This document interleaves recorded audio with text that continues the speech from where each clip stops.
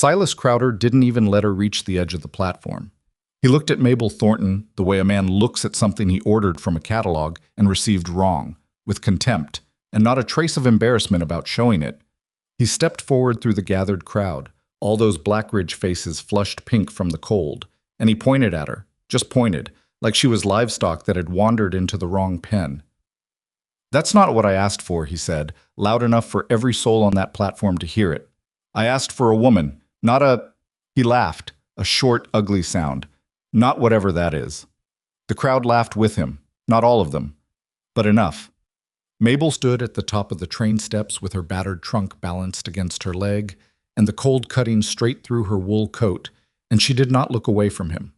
She had crossed 400 miles of frozen country on a bench seat with a broken window, eating half rations because she'd miscalculated what the trip would cost, and she was tired in a way that had nothing to do with sleep. But she did not look away. That was the moment. Not the humiliation itself, humiliation she had survived before. It was the particular quality of Silas Crowder's expression when he turned back to the crowd. Satisfied. Like he'd done something worth doing. If you had been standing on that platform, what would you have done? Would you have kept your silence, picked up your trunk and walked back to the train? Or would you have felt something turn over quietly inside you, something slow and certain, the way ice shifts on a river in early spring, not breaking yet, but moving? Mabel felt that thing move. She didn't name it, she just stepped down off the train. Before this story goes any further, if you've ever been the person in the room that nobody believed in, if you've ever watched someone smaller than you in every way that actually matters, get handed everything while you stood there holding nothing, then this story is for you. Subscribe to this channel and follow Mabel's story all the way to the end. Because what happens in Blackridge over the next few weeks is the kind of thing that stays with you. Hit the like button and drop a comment telling us what city or country you're watching from. These stories travel farther than I ever expected, and I want to see exactly how far this one goes. Now, back to that platform. The temperature in Blackridge that December sat at something that made breathing feel like work. The kind of cold that gets into the joints and stays there. Mabel had known cold before. She'd grown up in a part of Ohio where winters came mean and early, where her mother kept the stove burning low to stretch the wood. But this was a different quality of cold. Frontier cold. The kind that doesn't apologize. She set her trunk down on the platform boards and looked around the town with the careful, unhurried attention of someone who has learned that first impressions are data, not judgments. One main street, two saloons that she could identify, a general store with a hand-painted sign that had begun to peel, a livery at the far end, maybe 400 people in the whole valley, if you counted the farms and ranches spreading out into the white distance. Not big, not prosperous, but not dead either. Silas Crowder was still holding court near the station door. He was a thick-shouldered man in his mid-50s, well-dressed for a frontier merchant, with the particular confidence of a man who has never had a community turn on him. He was telling the gathered onlookers, some still chuckling, some just watching, about how the advertisement he'd placed in the Eastern papers had specified a woman of suitable bearing and disposition, how he couldn't be expected to honor an arrangement that had been misrepresented from the outset. She listed herself as a widow in good health, he announced. I'd call that a generous interpretation. More laughter. Mabel heard every word. She was 6 feet away. She had spent the train ride west rehearsing what this arrival might look like. She'd imagined versions of it, some warmer, some cooler, but she had not imagined this. Not this particular flavor of public theater, the way Silas was performing for the crowd instead of simply speaking to her. It told her something about him that was more useful than anything his letters had contained. He needed an audience. He needed to be seen being powerful. That was a specific kind of weakness, and she filed it away without deciding yet what to do with it. What she did not file away was the child. He was standing near the far corner of the station building, half hidden by a stack of freight crates, and he couldn't have been older than 7 or 8. Thin coat, no hat. His ears had gone the particular red that precedes frostbite. He was watching the whole scene with the flat, neutral eyes of a child who has learned that public spectacles usually end badly for someone, and that someone is rarely the man doing the talking. Mabel unwound her scarf. It was the better of the 2 scarves she owned, dark green wool, her mother's, still holding some shape after 30 years. She crossed the platform, stepped past two men who made no move to give her room, and crouched down in front of the boy. Her knees protested. She did it anyway. "You got a name?" she said. The boy looked at her warily. "Tommy." "Tommy, your ears are going to fall off." She wasn't smiling, wasn't being performatively gentle about it. She just wrapped the scarf around his head twice and tucked the end under his collar. "Where's your mother?" "She's in the store," he pointed. "She forgot me." "She didn't forget you," Mabel said, because she didn't know that was true, but it was the right thing to say. "She just got busy. There's a difference." She straightened up and turned back to collect her trunk. She didn't look at Silas Crowder when she did it. She didn't look at the crowd. She didn't make anything of it. That was important, not making anything of it. The moment you perform an act of kindness for an audience, it stops being kindness and starts being something else. But the crowd saw it, several of them, and a few of those people would remember it later, at a time when remembering it mattered. The hotel, if it could be called that, had 4 rooms above a feed store, and the woman who ran it, a tight-mouthed widow named Gertrude Plank, told Mabel without particular cruelty that she had no rooms available. Mabel suspected this was not entirely true, but also suspected that arguing the point would cost more than it was worth. She bought a cup of coffee at the lunch counter across the street, sat at the end of the counter nearest the stove, and thought through her position. She had $11.40. She had a trunk with her clothes, her mother's recipe book, handwritten, water-stained on the bottom 2 inches, but legible, a set of good knives wrapped in canvas, and a small amount of dried herbs she'd brought from her kitchen in Ohio because she'd learned over the years that good herbs were impossible to find in unfamiliar places and not worth trying to do without. She had no place to sleep tonight. She had no husband. She had no plan past the one that had just failed. The coffee was terrible, chicory-heavy and barely warm, but she drank it slowly and thought. Outside, the snow had picked up. The light through the window was going flat gray. In maybe 2 hours it would be full dark, and whatever the temperature was now would be a memory compared to what it would be at midnight. She was not panicking. She had noticed this about herself over the years, that in the moments when panic would be most justified, she went instead into a kind of careful stillness. Her husband Edmund used to say she went quiet the way a house goes quiet before a storm. He didn't mean it as a criticism. He meant that she gathered herself inward before going outward, and that the outward, when it came, was usually worth the wait. Edmund had been dead 4 years. She still thought in his idioms sometimes. She supposed she always would. The door of the lunch counter opened and a gust of frozen air pushed in, followed by a man in a heavy coat who stamped his boots on the threshold and pulled off his hat. He was in his mid-40s, dark-haired going gray at the temples, with the kind of face that showed weather rather than age, not old so much as thoroughly tested. He sat down 2 stools from Mabel, nodded at the woman behind the counter, and ordered coffee without looking at the menu board. He glanced at Mabel's trunk, then at Mabel. "You're the woman from the train," he said, not accusing, just stating. "I am," Mabel said. He nodded again, like this confirmed something he'd already worked out. "Silas do his whole performance?" "He did." "He does that." The man wrapped both hands around his coffee cup and looked at it. "He did it to the school teacher they sent out 2 years ago, and the woman before that who came to work at the telegraph office. He likes an audience." "I noticed that." "He won't bother you again. He's embarrassed himself enough that he'll want the whole thing forgotten by morning." He looked up from his cup. "Where are you staying?" "I'm working on that." The man was quiet for a moment. He drank his coffee. Outside, the wind pushed a curtain of snow across the window glass. "I'm Caleb Whitmore," he said finally. "I've got a ranch up in the North Valley. I came in to pick up supplies, and I'm heading back out in about an hour." He paused, and Mabel could see him choosing his words with care, like a man who doesn't speak carelessly and knows the weight of what he's about to say. "I've got 2 children, and I haven't got anyone to help with them since my wife passed last spring. The house is cold, and the food's been terrible, and my son hasn't said a civil word to anybody in 6 months." He set down his cup. "I can't offer you wages right now. I can offer you shelter and food, and I'll figure out wages in the spring when the ranch is in better shape. I'm not asking for anything more than cooking and watching the children." Mabel looked at him steadily. "How old are your children?" "Ethan's 14. Rose is 6. What happened to your wife? Something moved briefly behind his eyes. Fever. Late April. Took her in about 10 days. He said it the way people say things they've said too many times. Not without pain, but with the pain compressed into something that could be carried at a normal pace. I'm sorry, Mabel said, and she meant it plainly, without decoration. I'm not asking for your pity, he said, also plainly. I'm asking if you want a roof for the winter. Mabel finished her coffee. She looked at her trunk. She thought about $11.40 and 2 hours until dark.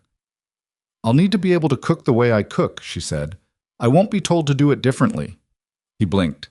Apparently this was not the condition he'd expected. All right.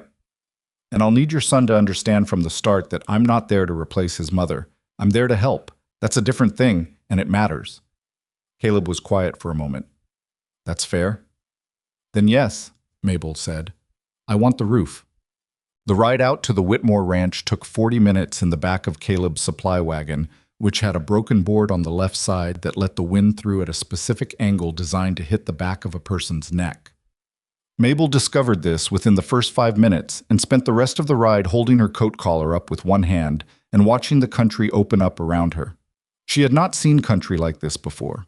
Ohio had its beauties, but they were gentle beauties, rolling, domesticated, the kind of landscape that had made peace with the people living on it. This was different. The land out here had not made peace with anyone. It lay flat and enormous under the pale sky, interrupted by breaks of dark timber and the occasional sharp geometry of a rock formation, and it made a person feel, not small exactly, but specific. The way you feel specific when you're standing at the edge of something genuinely large. She did not find this frightening. She found it clarifying. Ethan was standing in the yard when they pulled in, and he did not come forward to help with the wagon. He stood near the barn door with his arms crossed and watched them with an expression that was several years too old for his face. He was tall for 14 with his father's coloring and the particular hunched posture of a boy who's been carrying something heavy and is trying not to let anyone see how heavy it is. Mabel climbed down from the wagon without waiting for assistance. She looked at Ethan. He looked at her. You're big, he said. Ethan. Caleb's voice held a warning. It's all right, Mabel said, and she looked at the boy with the same level directness she'd used with the man. Yes, I am. You're rude, and I imagine you know it, and I imagine you don't particularly care right now. That's fine. We don't have to like each other today. Ethan stared at her. He had not, apparently, expected that particular response. Where's your sister? Mabel asked. Inside. A pause. She doesn't talk. I know. Your father told me. She picked up her trunk and looked around the yard. Took in the state of the fence along the west side that needed 3 new rails, the pile of wood that hadn't been split and stacked properly, the barn door that had been tied shut with rope because the hinge was broken. None of it was unfixable. All of it had been left too long. Which door do I go in? Ethan pointed at the kitchen door without uncrossing his arms. The kitchen was the worst room in the house. Not the coldest, that was probably the back bedroom, but the worst in terms of what it told her about the state of the family. The stove hadn't been properly cleaned in months and had developed a particular smell from grease buildup that she would need to address before she cooked anything in it. The shelves were half empty and badly organized, with things that should be stored together sitting on opposite sides of the room. There were dishes in the basin that had been rinsed but not properly washed, and a film of grime on the table that suggested it had been wiped with a damp cloth but never scrubbed. And in the corner, in a chair too large for her, sat Rose. She was small even for 6, with her mother's coloring. Mabel could tell this because there was a framed photograph on the shelf above the stove, a woman with light hair and Rose's particular quality of stillness. She was holding a cloth doll that was missing one button eye, and she was looking at Mabel with an expression of complete assessing calm. Children who've been through loss early develop a quality that adults who haven't sometimes mistake for coldness. It's not coldness. It's a kind of careful watching. They've learned that the world can change without warning, so they watch it constantly for signs of the next change. Mabel recognized that look. She'd worn it herself once. She set her trunk against the wall. She took off her coat. She looked at the stove and at the shelves and at the state of the kitchen around her, and she did a kind of quick internal accounting of what she had to work with. Are you hungry? She asked Rose. Rose didn't answer, but she looked at the stove. "That's what I thought," Mabel said. She pushed up her sleeves and looked at the available kindling. "Let's start there then." She didn't make anything remarkable that first night. She couldn't. The shelves were too bare and the stove needed 2 hours of attention before she trusted it to behave. What she made was a bean and salt pork soup with the dried herbs she'd brought from Ohio and a pan of cornbread that she cooked in a cast-iron skillet she found hanging behind the door because the oven ran too hot and she didn't trust the temperature yet. But she made it correctly. She made it like it mattered. There is a difference, any cook will tell you this, Pam, between food made as fuel and food made as food. The difference isn't usually in the ingredients, which are often identical. It's in the attention. Whether you taste as you go, whether you adjust, whether you care about the result in the way that shows up in the result. Edmund had always said you could taste the difference between something made with patience and something made with obligation. He'd been right. Ethan came in from the barn when the smell reached him. He came in without announcing himself and stood near the doorway and looked at the table like he was trying to figure out if it was a trap. His hair was wet from the snow. He hadn't worn his hat. "Sit down before you freeze," Mabel said, without looking up from the bread. "I'm not cold." "Your teeth are chattering." He sat down. Rose had been at the table since Mabel started cooking.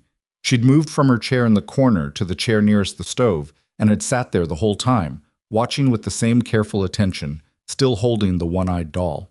When Mabel set the bowl of soup in front of her, Rose looked at it for a long moment, then picked up her spoon.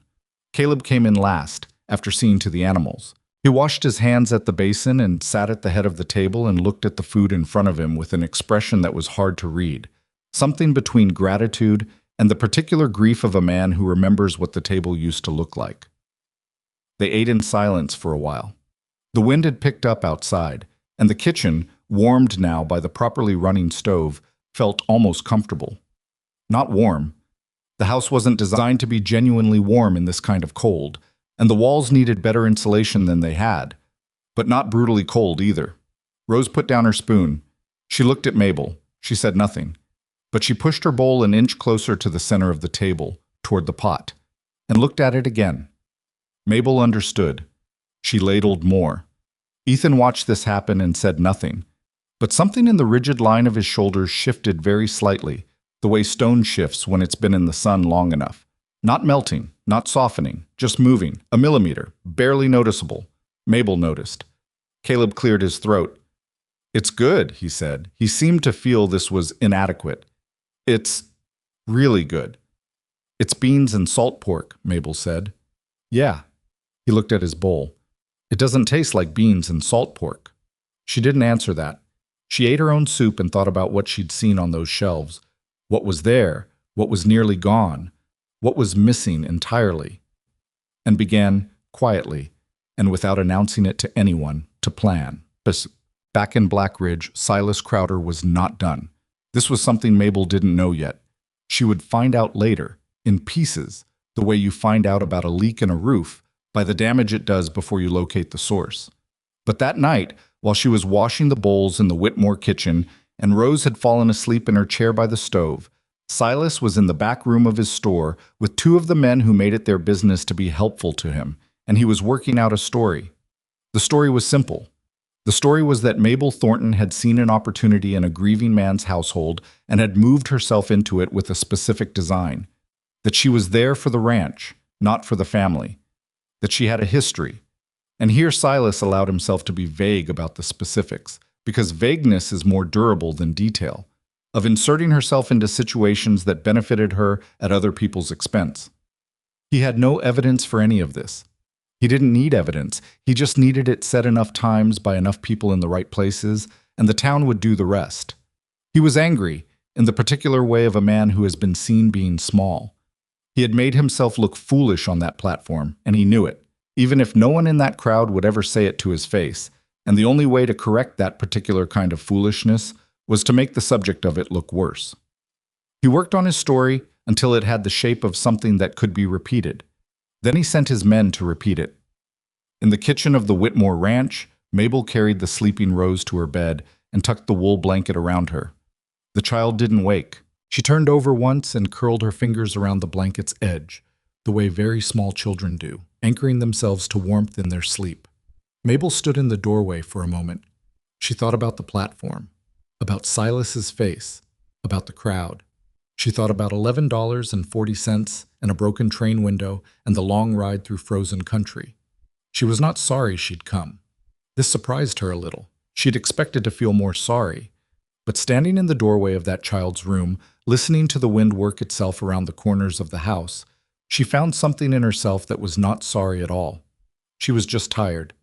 She went to her own room, a small space off the kitchen that had been used for storage and still smelled of burlap and dried corn. And she lay down on the narrow cot without undressing, because the room was too cold for undressing, and she pulled the blanket over herself and looked at the ceiling. Tomorrow she would need to assess the food situation properly. She would need to talk to Caleb about what the ranch could afford. She would need to figure out the stove's particular quirks and what the shelves needed first, and how far the nearest town's general store was willing to extend credit to a man she didn't yet know well enough to predict. There were 100 things to figure out. She started with the first one and fell asleep before she reached the third. Outside, the storm pressed down on the valley. The ranch house creaked and held. The stove in the kitchen ticked as it cooled, having done its work for the night. And in Black Ridge, Silas Crowder's story began its slow, quiet work of poisoning the ground beneath a woman who hadn't done anything to deserve it. But stories cut both ways. Silas had been careful about that once. He had forgotten it by now. He would remember it later. The morning after the storm, the cold had settled deeper into the valley, the kind that doesn't announce itself dramatically, but simply exists, present in every surface, every breath, every task that requires bare hands. Mabel was up before anyone else. She had always been this way, even as a girl in her mother's house, even in the years with Edmund when the world had been a manageable size. There was something about the early morning hours that she valued in a way she'd never fully articulated. The quiet before the household woke, when problems were still problems but hadn't yet become the day's specific demands. She used that quiet to think. She built the fire in the kitchen stove first because everything else depended on that. The stove had its personality. She'd learned a little of it the night before. A tendency to pull hot on the left side and cool on the right, which meant you had to rotate whatever you were cooking or end up with something burned on one edge and raw on the other. She made a note of this the way she made notes of most things. Without writing it down, just filing it somewhere she'd be able to find it later. While the stove heated, she went through the shelves properly. Not the quick inventory she'd done last night while also managing the fire and watching Rose. A real one, everything out and looked at and set back in order of what it was and how much of it remained. What she found confirmed what she'd suspected. The situation wasn't desperate yet, but it had the particular quality of a situation that had been drifting toward desperate for a while without anyone addressing it directly. Caleb had been keeping his family fed, but only just, and without any real plan for how the winter would progress from here. There was cornmeal, enough for maybe 3 weeks if she was careful. Salt pork, more than she'd expected. Someone had thought ahead on that at least. Dried beans, 2 kinds. A small amount of oats that needed to be used soon or discarded. Some root vegetables in the cold pantry off the back. Turnips mostly, a few parsnips, some potatoes that were starting to soften but hadn't gone bad. A jar of rendered lard. No sugar to speak of. Very little flour. No yeast, which was a problem she'd need to solve. She set the things that needed using first to one side of the shelf and everything else to the other. Then she started the oatmeal, because oatmeal with a bit of salt and lard was a better breakfast than anything else she could make from what she had. And it would take the chill off the morning and stay with a person through the first half of the day's work. She was still at the stove when she heard Rose's feet on the floorboards. The child appeared in the kitchen doorway, in her nightgown and 2 pairs of wool socks, her hair in the loose, tangled state of someone who'd slept hard and moved around doing it. She looked at Mabel. She looked at the stove. She looked at Mabel again. "Oatmeal," Mabel said without turning around. "About 20 minutes." Rose came into the kitchen and climbed into the same chair she'd occupied the night before, the one nearest the stove, and sat with her knees drawn up and her arms around them. The one-eyed doll was not with her this morning. Mabel noted this without commenting on it. They existed together in the kitchen in silence for those 20 minutes. Not uncomfortable silence. There's a difference between silence that presses on a person and silence that simply is. Rose wasn't uncomfortable. She was, Mabel thought, doing exactly what she'd been doing the night before, watching, assessing, trying to determine whether this new element in her world was something safe or something to be managed. Mabel stirred the oatmeal and thought about that, about what it cost a 6-year-old to stop trusting the world enough to stop speaking to it, about how that happened not in a single moment, but in a series of them. Disappointments, losses, the slow accumulation of evidence that the world does not hold still for you no matter how much you need it to. She understood that accumulation. She just didn't say so. Not yet. Ethan came down when the bowl hit the table, the same way he'd appeared the night before, drawn by the smell, trying to look like he'd come for some other reason. He was wearing yesterday's clothes and hadn't brushed his hair, and he had the particular expression of a teenage boy who has decided in advance that whatever is happening is probably not worth his full engagement. He looked at the oatmeal. He looked at Mabel. "It's just oatmeal," he said. "Yes," Mabel agreed. "We've had oatmeal before. My father makes it." "I'm sure he does." She set a bowl in front of the chair across from Rose. "Sit down." He sat down, in the way of someone sitting down to prove they're not doing it because they were told to. He picked up his spoon. He tasted the oatmeal. Something happened briefly in his expression, just a flicker, quick as a card turning over, and then he put it away and looked out the window. Mabel had added a small amount of the dried apples she'd found in a crock on the highest shelf. Not enough to make it sweet, just enough to change the character of it. And she'd salted it properly, which made an enormous difference that most people never thought about. Oatmeal without sufficient salt tastes like apology. Oatmeal with enough salt tastes like breakfast. Caleb came in from outside. He'd been up before even Mabel, apparently, already at the barn. And he stopped in the doorway the way a man stops when a room looks different than he left it. Not dramatically different, just different in the specific way of a room where someone is paying attention to it. You didn't have to start," he said. "I was up," Mabel said. He washed his hands and sat at the head of the table and ate his oatmeal without further comment. His children ate theirs. Outside, the wind moved snow across the yard in long, low sweeps, and the kitchen was the only warm place for what felt like 100 miles in any direction. This was not comfort. Not yet. It was the raw material of comfort, the basic fact of warmth and food and people in the same room not actively fighting. But Mabel had learned, over the course of a life that had handed her more than its share of stripped-down situations, that raw material was where everything started. You couldn't build anything without it. The problem presented itself that afternoon, and it came in the form of Ethan. Caleb had gone back out to deal with a fence section on the east pasture that had partially collapsed under the weight of the snow. He'd asked Ethan to split the wood that was waiting in the yard and stack it against the house.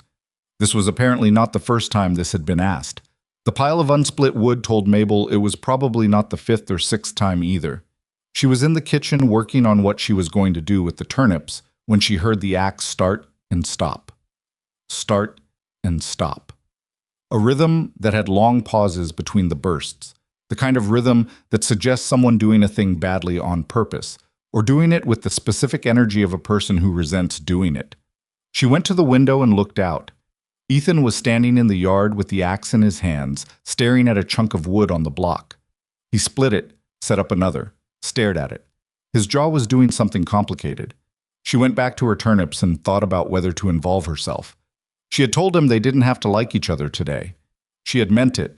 She also knew that there were situations where leaving a person alone with their misery was kindness, and situations where it was just leaving them alone with their misery. The trick was knowing which one you were looking at. She decided to give it another 20 minutes. At the 15-minute mark, she heard the axe stop entirely. Then she heard a sound that took her a moment to identify, a kind of dull, repetitive thud. She looked out the window and saw Ethan throwing the axe, blade first, into the side of the woodpile. Not violently, methodically, over and over, pulling it free and throwing it again. It was something to do with the hands, when what you actually wanted to do was something you couldn't. She put down her knife and went outside. The cold hit her immediately. She hadn't put on her coat. She'd come out without thinking about it. And the temperature was, conservatively, 10 degrees below comfortable. She crossed the yard to where Ethan was standing and stopped a few feet from him. He pulled the axe free from the wood and turned around. When he saw her, his expression went defensive immediately. The wall going up, the shoulders pulling back. "I'm working," he said. "I can see that." Then go back inside. Mabel looked at the remaining unsplit wood. There was more than she'd thought from the window. Is the axe head loose? He blinked. What? The head of the axe. Is it seated properly on the handle? She held out her hand. He stared at her for a second, then handed it over, apparently out of sheer surprise at the question. She turned it over and looked at the haft where it met the head, and sure enough, there was movement there, just a fraction, but enough to throw the strike off every time and make the work twice as hard as it needed to be. It needs to be soaked, she said. Wood swells when it gets wet. Wedge it in a bucket of water overnight, and the head'll be tight by morning. She handed it back. You're not doing anything wrong. The tool's just bad. He looked at the axe. Something moved behind his eyes that he was clearly trying to keep from showing on his face. How do you know about axes? He said. It wasn't quite a question. My husband used to lose the heads off his tools because he kept them in a dry barn.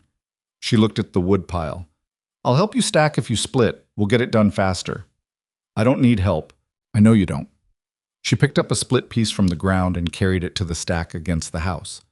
But I'm cold and I need to keep moving, so... He watched her do this for a moment. Then he set up a new piece on the block, and this time he adjusted his grip lower on the handle to compensate for the loose head, and the split came cleaner. They worked like that for the better part of an hour. Not talking. Not establishing anything between them that could be named or measured. Just working. The wood pile grew against the house, and the split pile in the yard shrank, and the cold pressed down on both of them equally, without preference, the way cold operates. At some point, Ethan said without looking at her, she used to bring him coffee when he was splitting wood. My mother. Mabel didn't stop stacking. That sounds like her? He was quiet again. Then, you don't even know what she was like. No, Mabel said. I don't. But you do. And that matters more than what I know. Another long pause. He split 3 more pieces.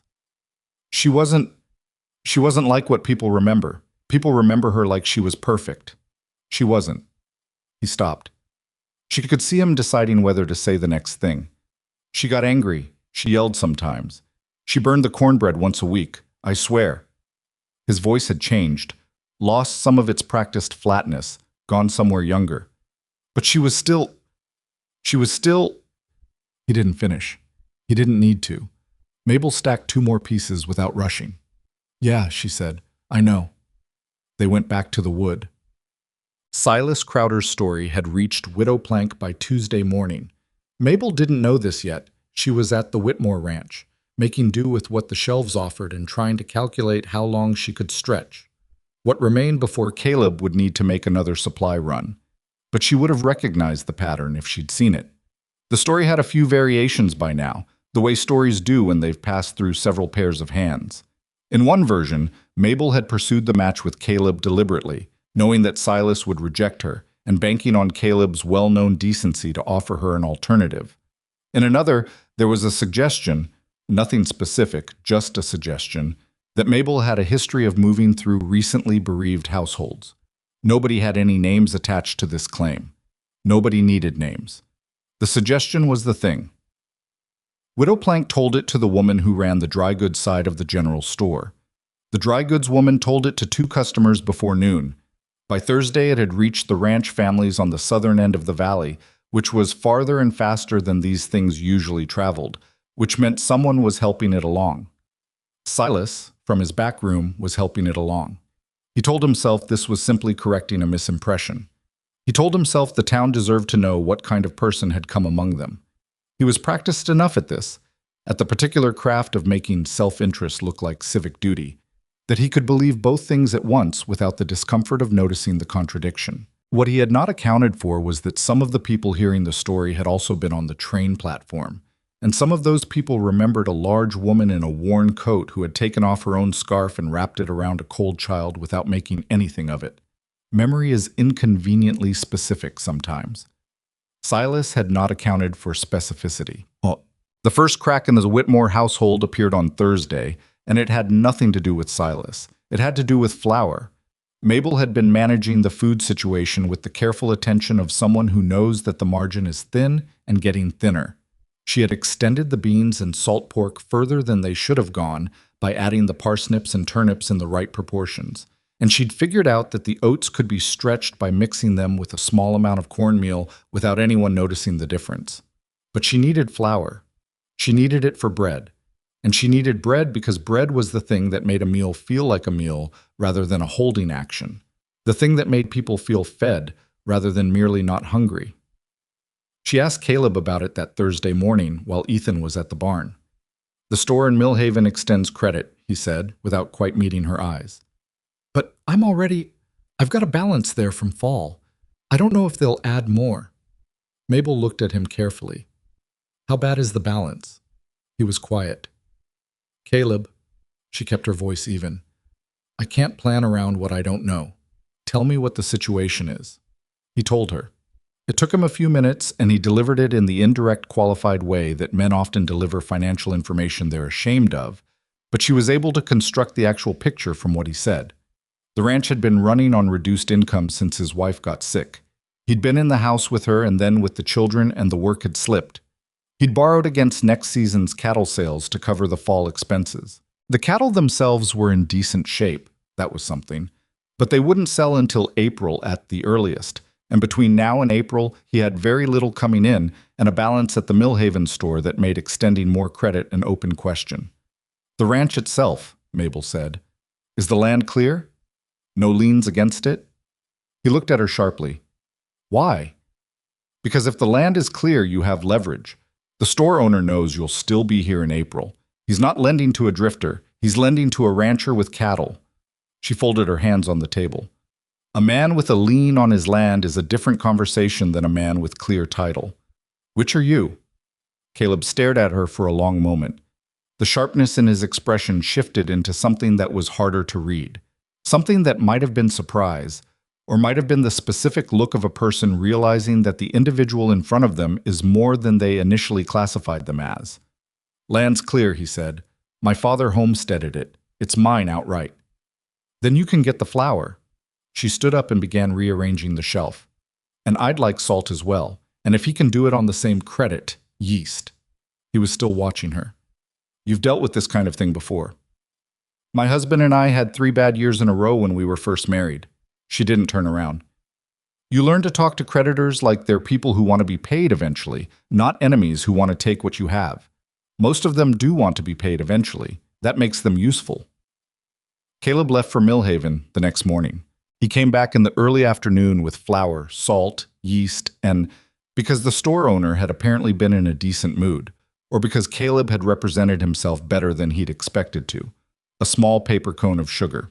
He set everything on the kitchen table and looked at it, then at Mabel, with an expression she recognized. The particular relief of a man who has been carrying something heavy and has been allowed, briefly, to set it down. "He gave us the credit," he said. "Of course he did." She picked up the flour and began measuring. "You own that land. In this valley, that means something." "You could have told me that before." "I just did tell you." He almost smiled. It was a near thing, more of a reduction in the severity of his expression than an actual smile, but she caught it. "I'll take the children out Saturday," he said, in the tone of a man changing the subject before something unexpected happens to his face. "Give you some quiet." "Don't do it on my account," Mabel said, "but if you want to take them, take them. Rose would probably like the air." He looked at his daughter, who was in her corner chair with a different piece of cloth. She'd apparently started something, a square of fabric with some early stitches in it, and who was not looking at either of them but had the particular quality of stillness that meant she was hearing everything.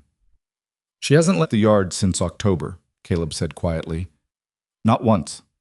Mabel didn't respond to that, but she thought about it later, when the bread was in and she could afford to let her attention go somewhere other than the task. She thought about what it meant to stop leaving your yard, to make the perimeter of your grief exactly the size of the space you already occupied and not step outside it. She thought about the years after Edmund died when she hadn't left her house for 6 weeks. Not because she couldn't, because the world outside the door had still had Edmund's shape in it, his presence defined by his absence.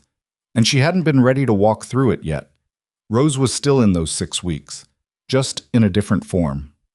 The bread was the thing that changed the texture of the household, though Mabel wouldn't have described it that way. She would have said she made bread because they needed bread and she had the materials and she knew how to do it. That was true. It was also incomplete. She made 4 loaves. The house was too cold in most of its rooms for proper rising, so she put the dough in a covered bowl near the back of the stove, where the temperature was closest to right, and left it longer than the usual time, checking it with the kind of patient attention that cannot be hurried.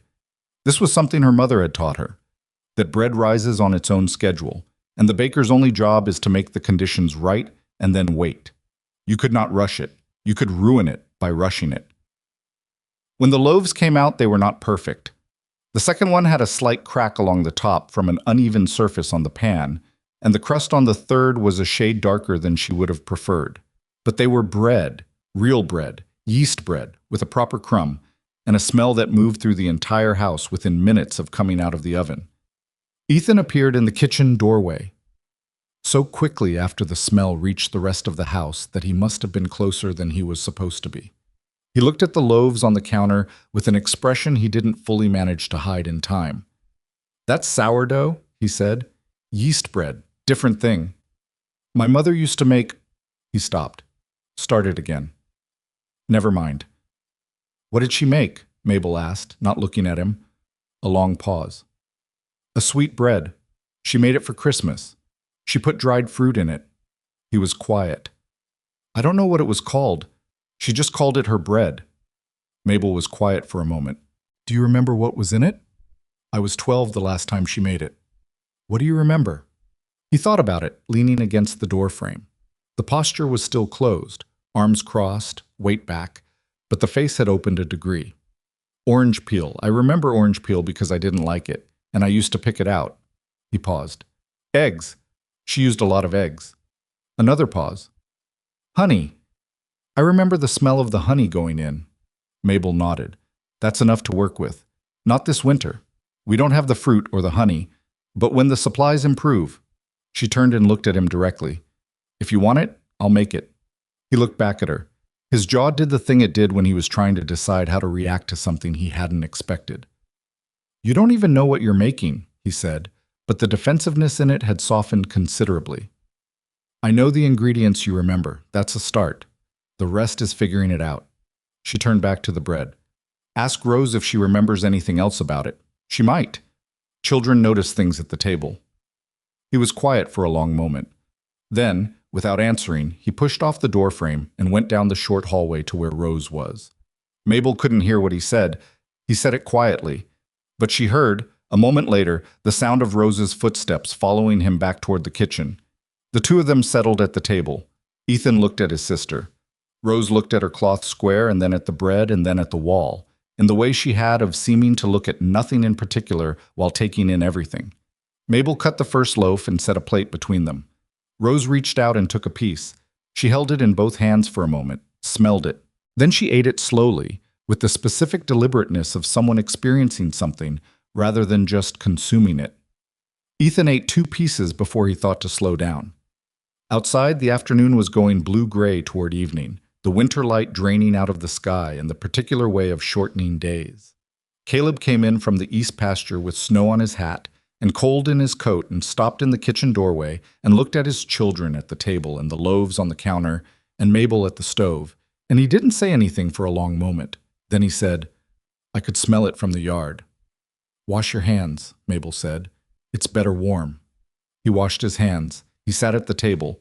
He took a piece and ate it, and his face did the thing she'd seen beginning on Thursday.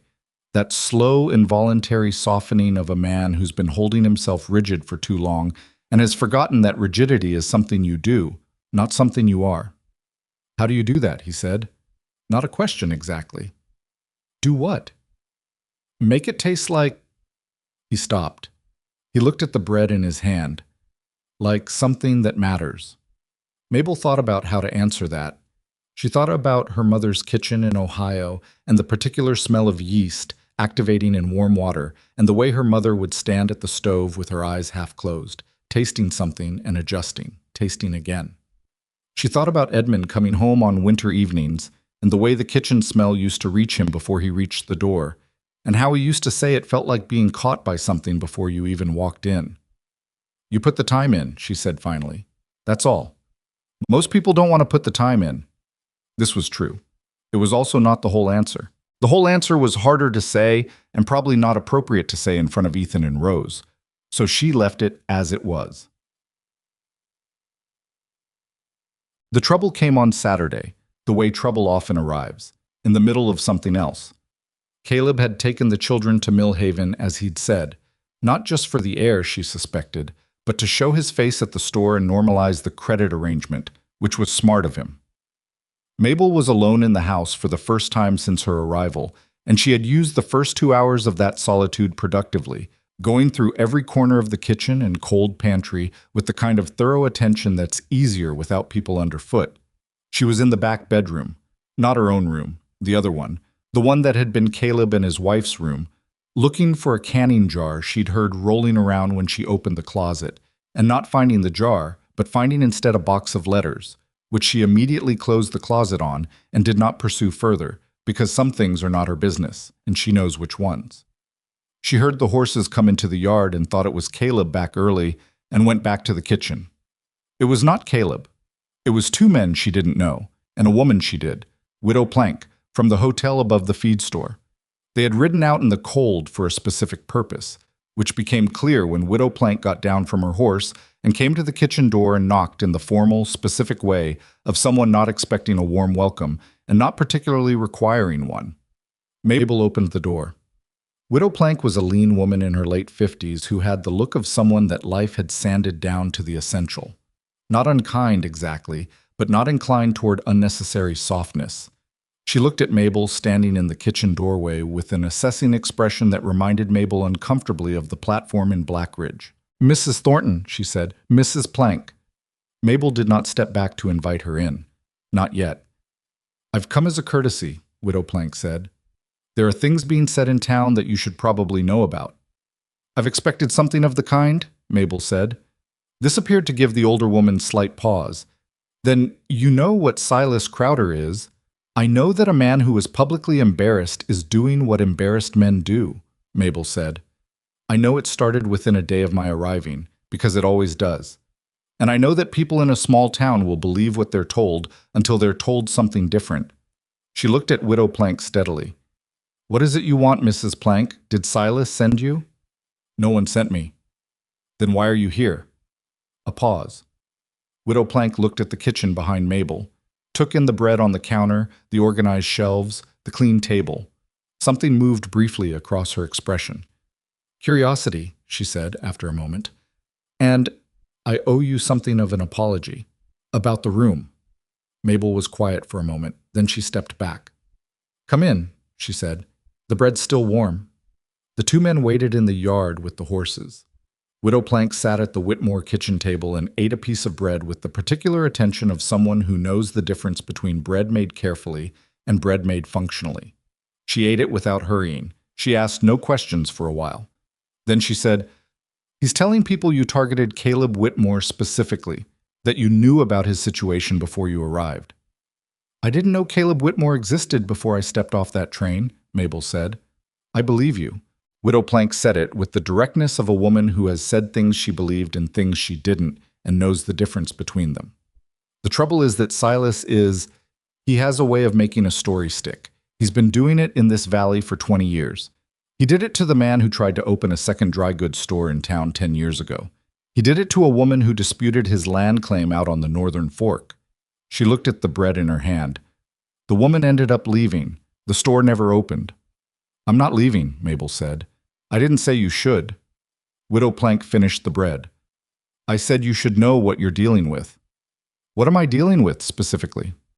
"A man who is preparing to claim, with witnesses he's already chosen, that you presented yourself to Caleb under false pretenses, that you told him you had nursing experience and financial means, neither of which is true."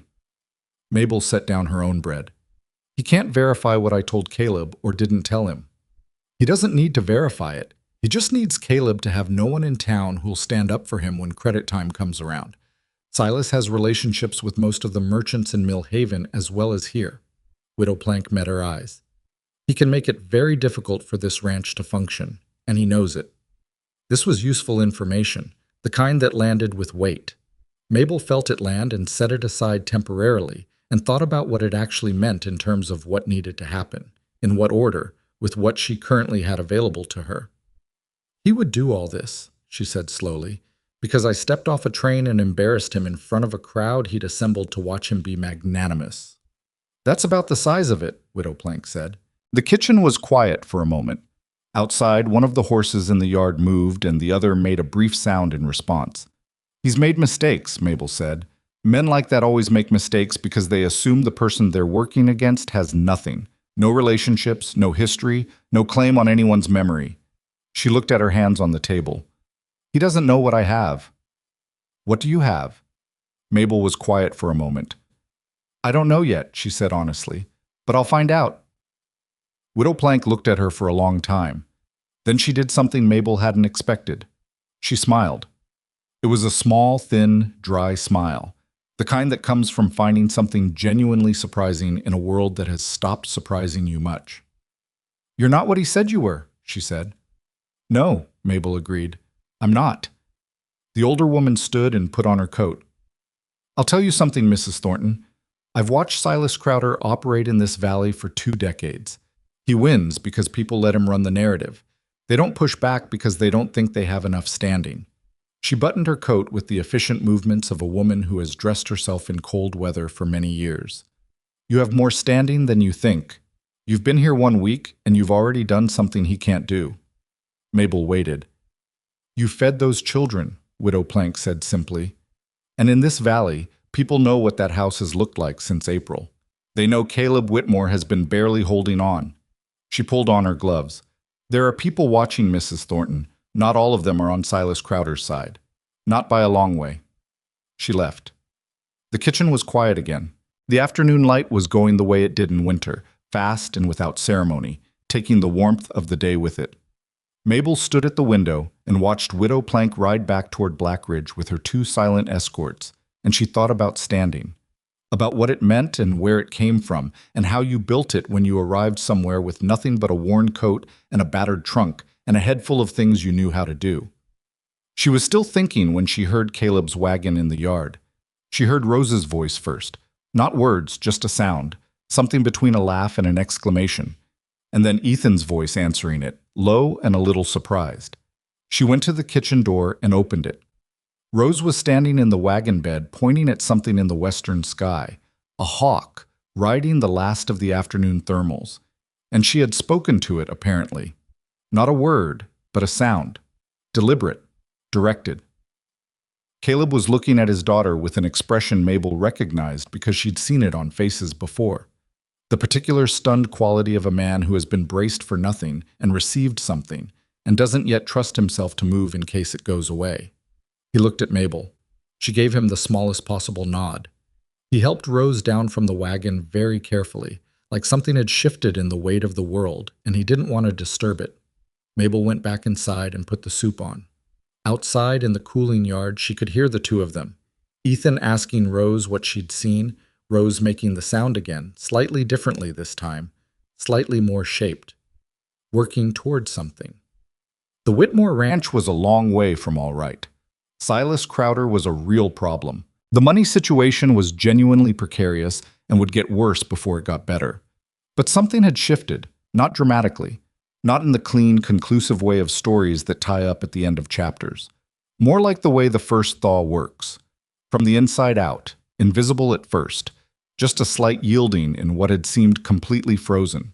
Mabel put salt in the soup and tasted it and added more, and listened to the sounds from the yard, and felt for the first time since stepping off that train, like she was exactly where she was supposed to be.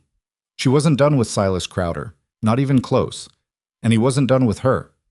But tonight there was soup on the stove and bread on the counter and a child in the yard who had just made a sound that pointed toward language. And Caleb Whitmore had come home with color in his face for the first time in what she suspected was months. That was enough. For tonight, it was enough. The week after Widow Plank's visit, the cold broke just enough to become bearable, which in that part of the valley meant the temperature climbed to something that merely hurt rather than threatened. The sky went a hard, flat blue that gave the illusion of warmth without providing any, and the snow on the yard settled into a denser, crusted layer that crunched under boots and held a person's weight most of the time and gave way unexpectedly the rest of it. Mabel used the slightly better weather to take a full account of the ranch's situation.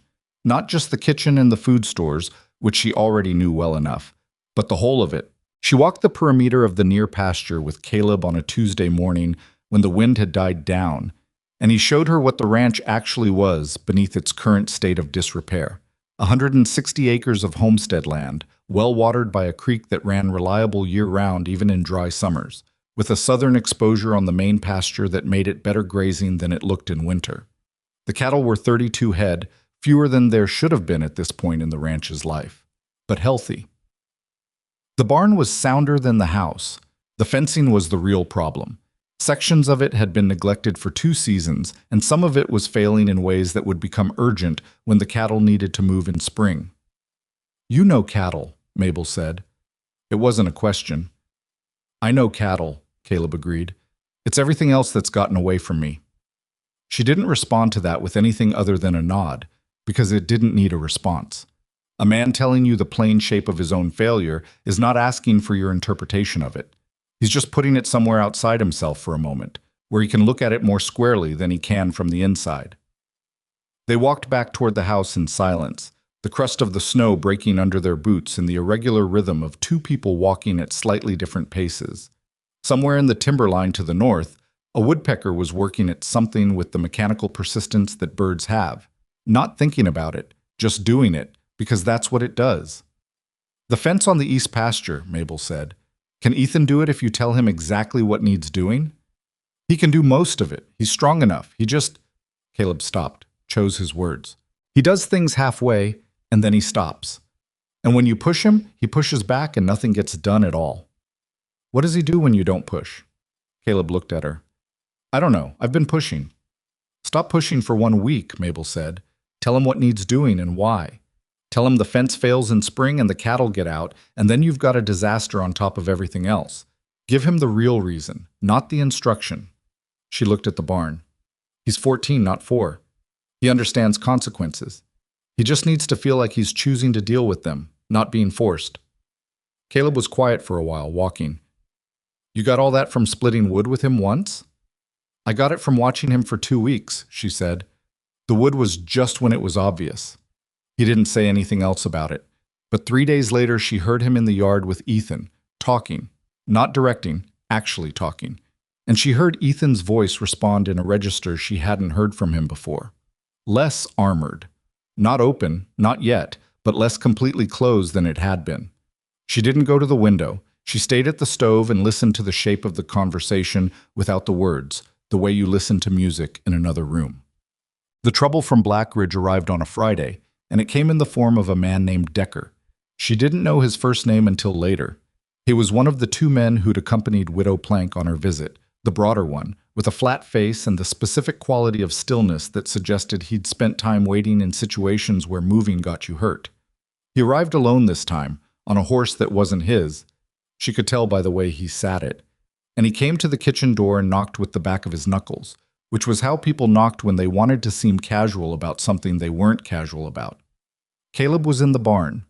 Ethan was with him. Rose was at the kitchen table with her cloth square, which had progressed in the past 2 weeks from a few rough stitches to something that was starting to have the recognizable shape of a bird, or possibly a leaf. The ambiguity was part of its charm. Mabel opened the door. Decker looked at her with the expression of a man doing a job he's been told to do and hasn't fully decided whether he agrees with. "Mrs. Thornton." "Mr. Decker." She'd learned his name from Widow Plank's second visit 4 days ago. "Mr. Crowder would like a word with you. In town." Mabel looked at him steadily. "Does Mr. Crowder not know where I am?" "He knows." "Then he can come here." A pause. "He'd prefer the town." "I'm sure he would." She leaned against the door frame. "His preference and mine are different things, Mr. Decker. I'll see Mr. Crowder when he has something to say to me directly, not through a messenger, and not on ground he's picked." She looked at Decker with the same directness she'd used with him from the start. "Tell him that." Decker's expression shifted slightly. Not disagreement, she thought, but something closer to a recalibration, like a man adjusting his estimate of a situation. "He said you might say that." "Good," then he wasn't surprised. "He also said to tell you." Decker stopped, looked past her into the kitchen briefly, then back. He lowered his voice by a degree. He said to tell you that he has two men who'll swear to the county clerk that they heard you telling Caleb Whitmore you had savings of $200 and a trained nurse's certificate before you moved out here. He's going to file a complaint of fraudulent misrepresentation with the county. Mabel said nothing for a long moment. She looked at Decker's face and read it. Not angry, not satisfied, just delivering, the way a man delivers a telegram without being responsible for its contents. And the county, she said carefully, when would this complaint be filed? Monday, if you don't meet with him before then. She looked at the man in front of her and thought about what he was, versus what he was being used for. He had the look of someone who'd worked for Silas Crowder long enough to know exactly what Silas Crowder was, and had made whatever accommodation with that knowledge allowed him to keep getting paid. You know those two men are lying, she said.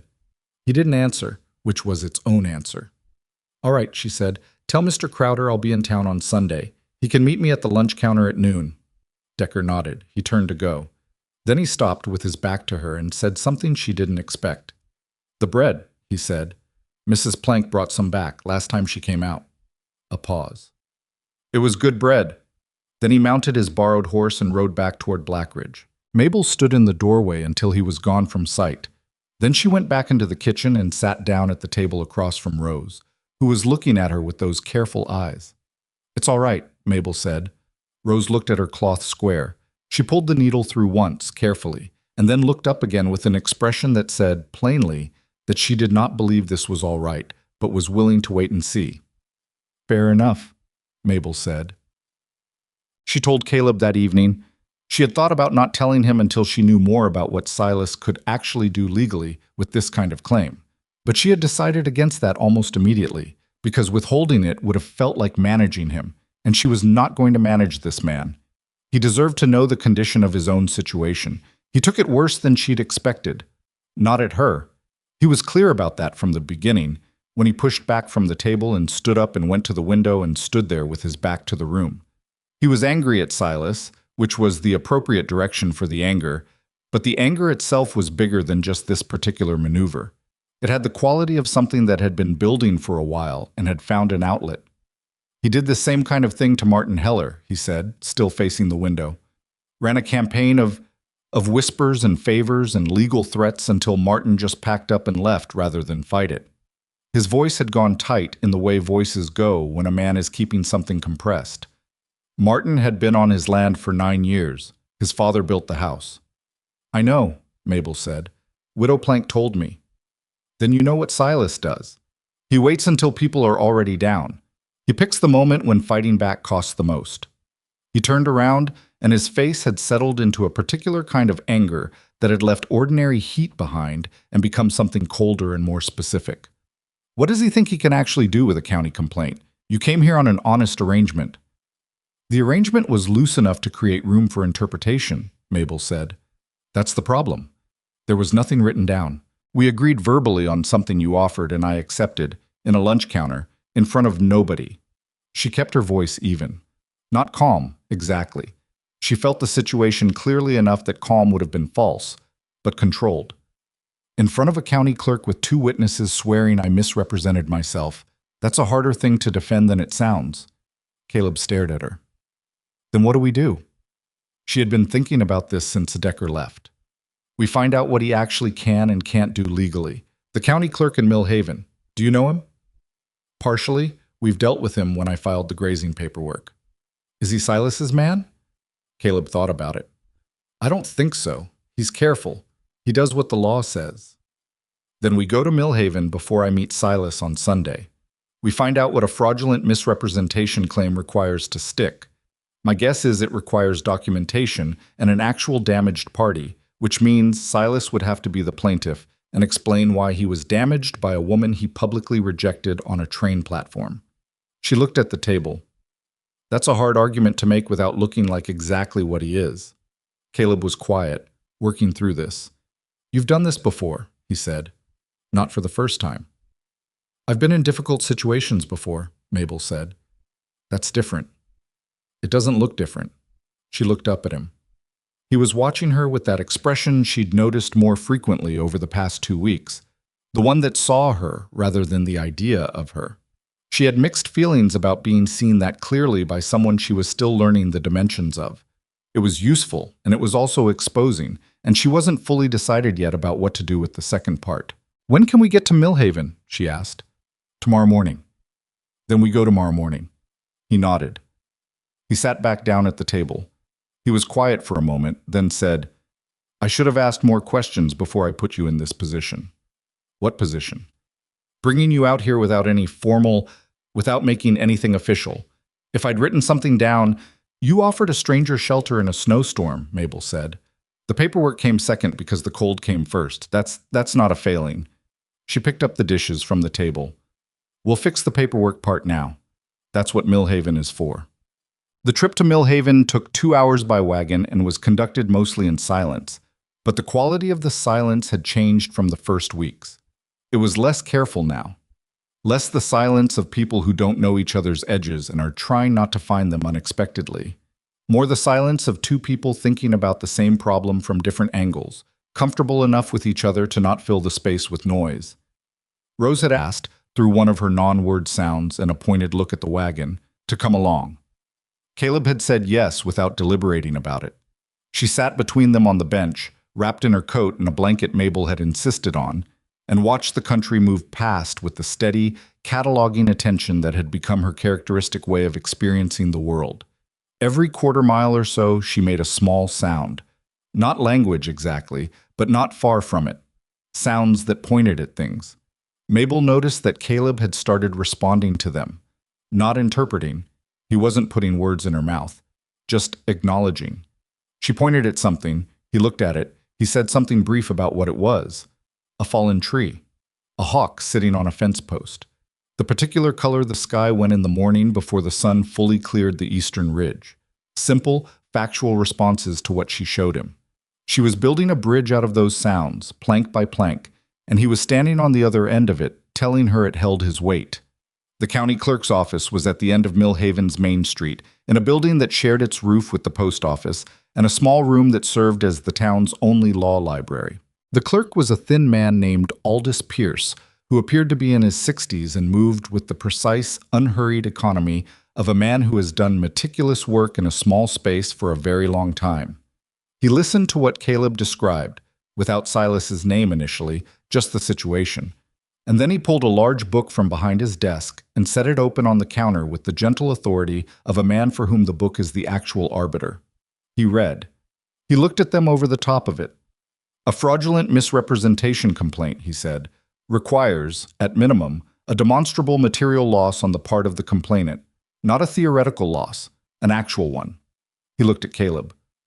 "If the party in question never entered into any formal arrangement with this woman, if he publicly and of his own volition rejected any arrangement with her, he's going to have considerable difficulty establishing what he lost as a result of her alleged misrepresentations. He could argue that she moved into another man's house under false pretenses," Mabel said carefully. Pierce looked at her. "And the other man would need to be the complainant. Does the other man feel he was defrauded?" Caleb said, "No." Pierce looked at the book again, then closed it. "Then there is no material complaint. A man who was never in the arrangement cannot claim loss from it. The complaint would be dismissed." He looked at them both. "However," he paused the way careful people pause before the complicated part. "If the complainant were to allege something broader, interference with his business interests, for example, or reputational damage, that's a different question, and one that could take time and money to resolve even if it were ultimately dismissed." He folded his hands on the counter. "I'm telling you the legal picture, not the practical one." "We understand," Mabel said. Pierce looked at her for a moment with the assessing quality of someone who has spent decades reading people across a counter. "Write it down," he said. "Whatever arrangement you have, simple and clear, date, parties, terms. Bring it back here and I'll put the county seal on it. That won't stop someone from filing a nuisance claim, but it'll make the nuisance more expensive for the one filing it." He looked at Caleb. "A sealed document outweighs 2 witnesses in most cases, particularly if the judge has any sense." "Thank you," Caleb said. "I haven't done anything yet." Pierce was already moving back to his desk. "Come back when you have something to put the seal on." They sat on a bench outside the post office, and Caleb wrote the agreement in the back of the small notebook he kept for ranch expenses, tearing out the page and writing it again more carefully on a clean sheet from inside the postmaster's door, where Pierce had directed them to get paper. It was not a complicated document. It was simply true. Mabel Thornton, widow, was employed at the Whitmore Ranch in the North Valley beginning on the 14th of December in the capacity of housekeeper and childcare, at terms to be settled in wages upon the ranch's improved financial position in spring. The arrangement had been made honestly and in mutual agreement of both parties on the aforementioned date. Caleb signed it. Mabel signed it. They brought it back to Pierce, who read it, found it adequate, and pressed his county seal into it with the satisfaction of a man who has provided a useful service. "There," he said. They were back in the wagon by noon. Rose was asleep against Mabel's side, held there by the combined warmth of their two coats, her face slack and young in sleep in the way children's faces go. All the watchfulness absent, just the child underneath. Caleb drove without speaking for a while. The sky had clouded over during their time in town, and the light had gone flat and silver, the kind of sky that means snow within the day. The road back to the valley ran between stands of dark timber, and the wagon wheels made a steady sound on the packed earth. "Sunday," he said eventually. "When you meet with Silas." "Yes. I'm coming." Mabel considered this. "He'll be better behaved if I come alone. He'll be more dangerous if you come alone." "He's more dangerous if you're there to perform for," she said. "He needs an audience for his worst behavior. Without one, he's just a man in a lunch counter." Caleb thought about it. "I don't like it." "I know." She kept her eyes on the road ahead, on the dark line of the timber and the pale, frozen fields opening out from it. "But I know how to handle a man like Silas Crowder. I've handled them before. They only work if you're afraid of them, and I'm not afraid of him." She paused. "I'm angry at him. That's different." He looked at her sideways. "What's the difference?" "Fear makes you avoid the thing. Anger makes you go toward it." She looked back at him. "Sunday. At noon. Alone." He held her gaze for a moment, then looked back at the road. "All right," he said. But his jaw was doing the same thing Ethan's did when he'd been told something he accepted but hadn't decided he agreed with. Sunday came with 6 inches of new snow and a sky that had gone clear and blue again, the specific blue of a frontier winter morning that looks like an apology for the previous day. Mabel drove herself to Black Ridge in the smaller of the two wagons. Caleb had objected to this also, and she had declined his objection in the same even tone she'd used for the other one. The town was quiet, the way towns are quiet on Sunday mornings when the cold has given people an excuse to stay inside. A few horses at the saloon rail. Smoke from chimneys. The sound of something metal being worked somewhere near the livery. She tied the horse at the rail outside the lunch counter and went in. Silas was already there. He was sitting at a table in the back rather than at the counter, which was a choice. The table gave him a room to work with, sight lines to the door, the general air of a man on his own territory. He had dressed carefully, which she noted. He was wearing his better coat and his hair was brushed. He wanted to look substantial. He wanted her to feel the weight of his substance. He looked up when she came in, and his expression was the controlled, pleasant expression of a man who has prepared himself for this conversation and decided in advance how he wants it to feel. Mabel sat down across from him without being invited. "Mrs. Thornton," he said, "Mr. Crowder." She put her hands flat on the table. "I don't want coffee. I don't want pleasantries. Tell me what you want." Something shifted briefly in his prepared expression. Not quite surprise, but the slight adjustment of a man whose opening has been skipped. "I want what's best for this town," he said. "That's what everyone who wants something says." She looked at him directly. "You have 2 men who will lie to a county clerk on your behalf. That's what you have. What do you want in exchange for not using them?" A pause. He leaned back slightly. "I want you to leave," he said, quietly, with no further disruption to the community or to Caleb Whitmore's household. "Caleb Whitmore's household is in better shape than it's been in 8 months, Mabel said. "You'd know that if you'd talked to anyone who'd actually been out there." "The arrangement is irregular," Silas said. "A widow of no established standing, no local connections, moving herself into a grieving man's home." "I was invited," she said. "After you had nowhere else to go," he said. "That's a distinction worth making." Every person in a tight spot makes decisions because of the tight spot they're in. That's how tight spots work. She kept her voice level. Caleb Whitmore offered me a roof and work because his children needed feeding and he was drowning. I took it because I was cold and flat broke and it was the right thing to do. There's nothing in that story that requires your intervention. Silas looked at her. The pleasant expression had gone. What was underneath it was harder and more specific. Not exactly malicious, but committed. The face of a man who has made decisions that hurt people and rationalized them past the point of discomfort. You won't last here, he said. Without my goodwill, the merchants in this valley will make things very difficult for Whitmore's credit. His cattle go to Millhaven to sell in April. That sale depends on relationships I have with the buyer. He said it without apparent pleasure, just information. I'm not threatening you. I'm telling you the shape of the country. Mabel looked at him for a long moment. She thought about Aldous Pierce and his county seal. She thought about Widow Plank's thin, dry smile. She thought about the men from the railroad crew whose names she didn't yet know in this valley, but whose existence she carried with her, the specific knowledge of what she had done for them and what that meant about what she was capable of. She thought about Rose's hand in her cloth square, pulling the needle through carefully, building something out of almost nothing. I think, she said slowly, that you've been the shape of this country for a long time. I think you've made yourself the size of this valley because smaller men look bigger when there's nothing else to measure them against. She kept her eyes on his. But I also think you've miscalculated this particular situation. Have I? You made a public spectacle of me on a train platform in front of half this town, she said. And 3 minutes later I gave my scarf to a cold child and walked away without making anything of it. Some of those people remember that. You can't unremember it for them. She leaned forward slightly. A story about an opportunistic widow is a good story, but it's competing with what people actually saw, and what they saw doesn't match. Silas's jaw tightened. It was the first visible sign of emotion she'd gotten from him in this conversation, and it told her the thing she'd suspected, that the platform still bothered him, specifically because he'd assembled that crowd for himself and she'd turned it into something else. Your witnesses, she said. Would they swear their account in front of a county judge? Under oath? With Caleb Whitmore and a county-sealed document of our actual arrangement on the other side of the room? A silence. Because if they would, she continued, then we'll go to Millhaven and have that conversation and let the judge decide what a fraudulent misrepresentation actually requires. And if they wouldn't, she leaned back, then you've used up your best play for nothing. Silas looked at her across the table. The prepared expression was gone entirely now. What remained was something closer to the actual man. Still proud, still calculating, but recalibrating in the way of someone who has walked into a room expecting particular furniture and found it arranged differently.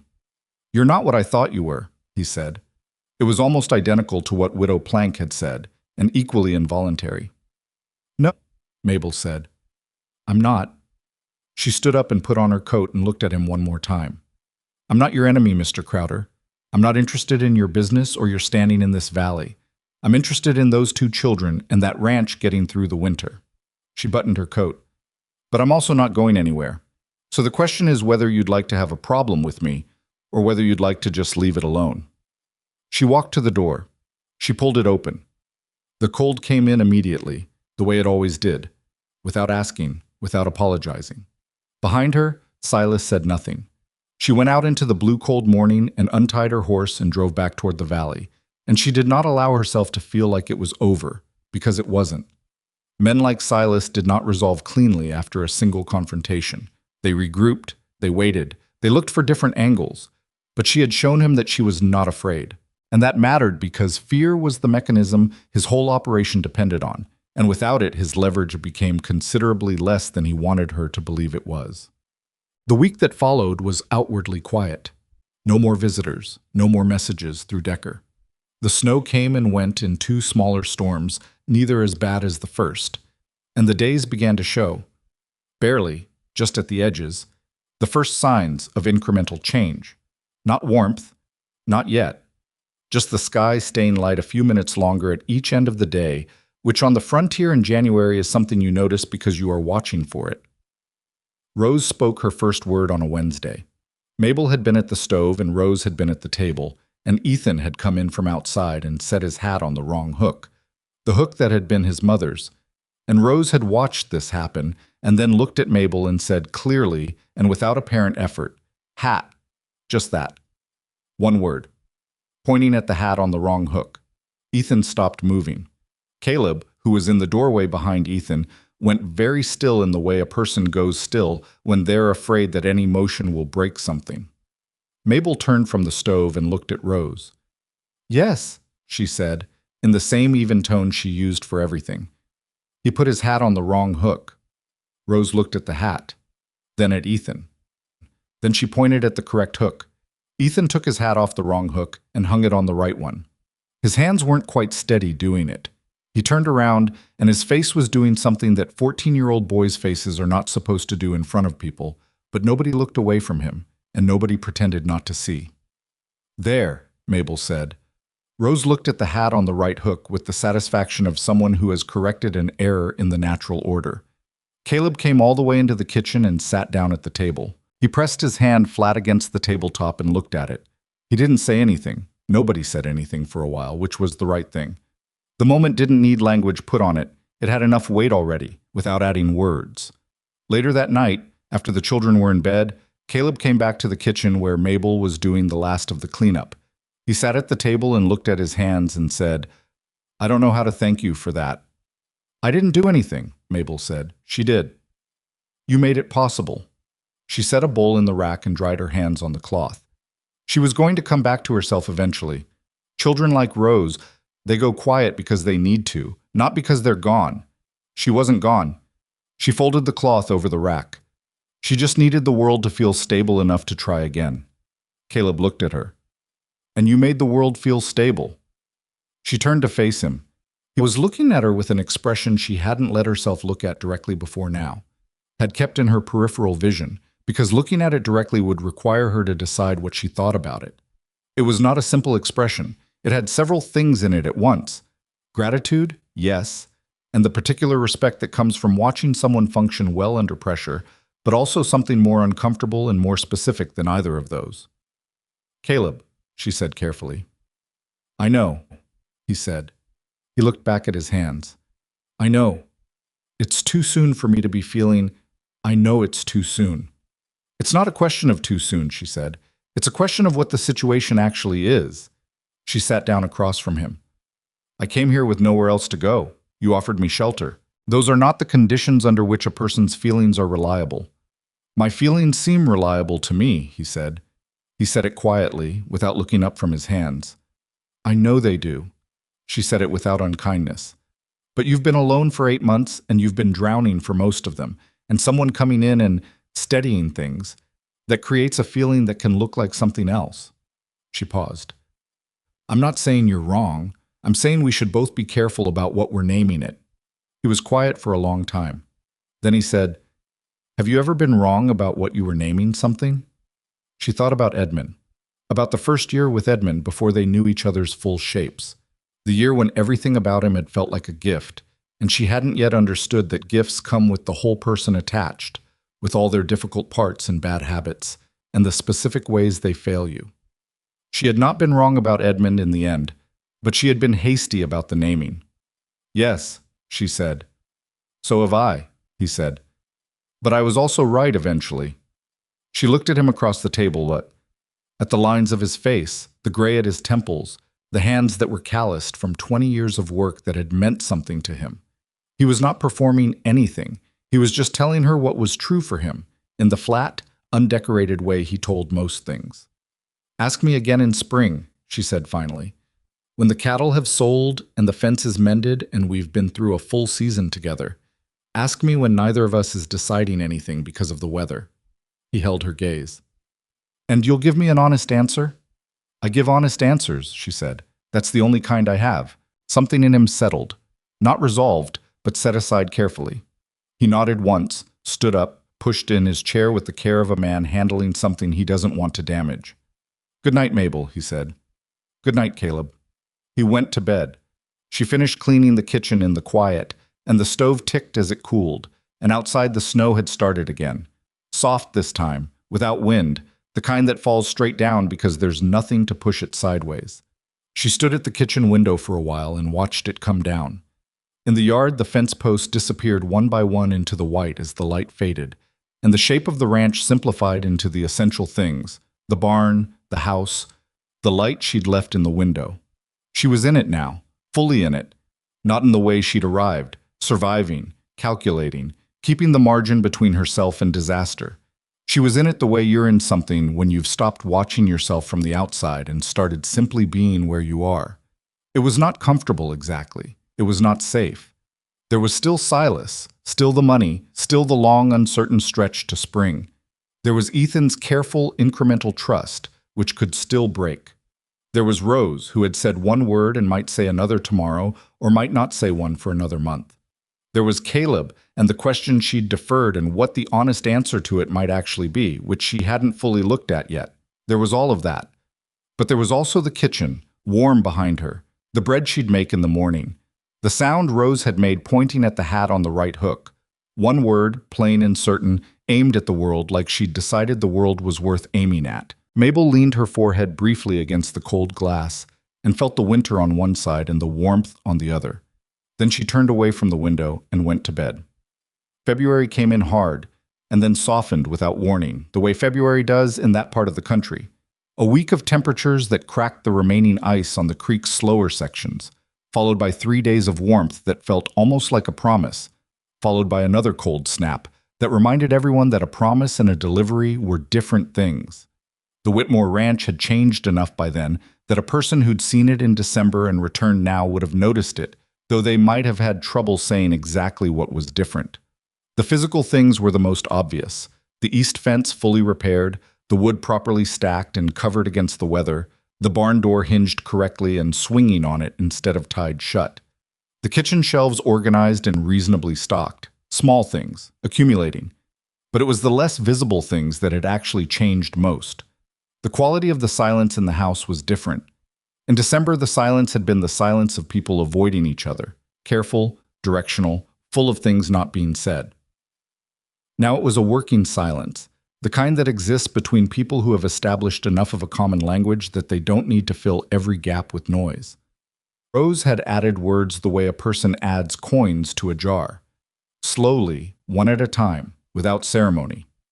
Hat had been followed by cold, then boot, then Ethan's name, which she said with a particular precision that suggested she'd been practicing it privately.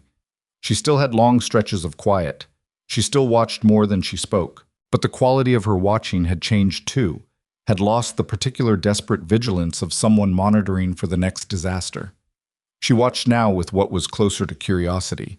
Ethan had mended the east fence largely on his own, using Caleb's explanation of what would happen if he didn't as the actual motivator, the way Mabel had predicted. He'd done it badly in 2 sections and had gone back and done it again without being told, which was more significant than the fence itself. He still had days when the old armor went back on completely, and he answered everything in monosyllables and ate his meals looking at the table. But those days were becoming less frequent and less total, and on the days between them he was increasingly just a boy. Difficult, funny, in the dry way of someone who'd learned humor as a survival tool, occasionally thoughtful in ways that caught her off guard. He had asked her once, in the middle of washing the breakfast dishes, a task he'd started helping with sometime in January without anyone asking him to, whether she thought his mother would have liked her. He asked it the way teenagers ask the hardest questions, sideways, not looking at her, apparently very interested in the dish he was drying. Mabel had thought about it honestly before answering. "I don't know," she'd said. "I'd like to think so. But I didn't know her, and it's not really for me to say." He'd dried 3 more dishes. "I think she would have," he said. She liked people who didn't make a big thing out of helping. She said that was how you could tell the real kind from the performance kind. He set the dish on the shelf. "She would have thought you were the real kind." Mabel had not said anything to that. She had finished the pot she was washing and handed it to him, and they had continued doing the dishes, and neither of them had said anything more about it. She thought about it often afterward. The stranger arrived in Black Ridge on a Thursday in the 2nd week of February, and Mabel did not learn about him until the following Saturday, when Widow Plank drove out to the ranch with the information the way she'd begun to do, periodically, with the particular purpose of a woman who has decided that staying informed about a situation is preferable to being surprised by it. She came in, sat at the kitchen table, accepted a cup of coffee, and said, There's a man in town asking about you. Mabel set down her own cup. What kind of asking? The specific kind. Not gossip asking.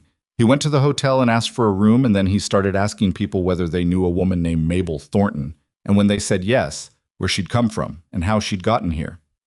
Widow Plank wrapped her hands around her cup. He's a big man. Looks like he spent a lot of time outdoors. Has the look of railroad work. You can always tell. Something about how they carry themselves. All that hauling and standing in weather.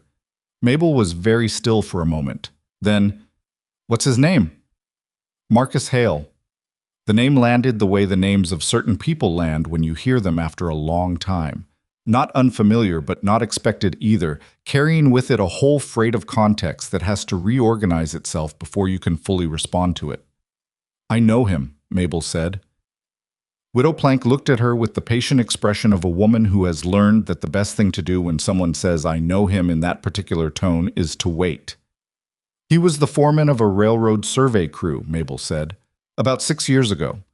They were doing preliminary survey work in the hill country east of where I lived in Ohio. She picked up her cup and set it back down without drinking from it. They got caught in a January storm, bad one, 3 days of it, couldn't move, couldn't get out, 12 men, and not enough food. She paused. My husband's farm was the nearest place. Edmund let them shelter in the barn. But the barn wasn't going to keep 12 men alive for 3 days on what they had, so She stopped. I cooked. I made what we had stretch.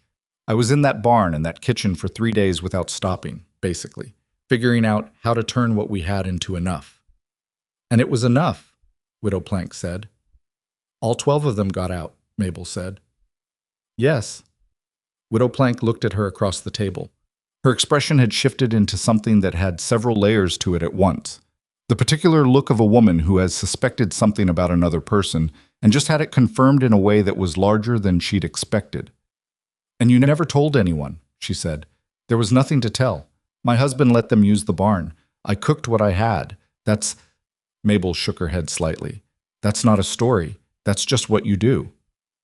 Silas has been telling people you're a woman of no substance, Widow Plank said carefully. A woman with no history and no standing and nothing to her name but an opportunistic eye. I know what Silas has been telling people. This man Hale has been in town 2 days and Silas hasn't met with him yet. I don't think Silas knows yet what he knows. She put down her cup.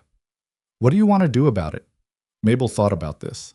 She thought about Marcus Hale, a large, quiet man with a red beard going gray, who had sat in her kitchen on the 3rd day of the storm, eating the last of what she had to give, and had looked at her with an expression that was not pity and not condescension, but something more straightforward.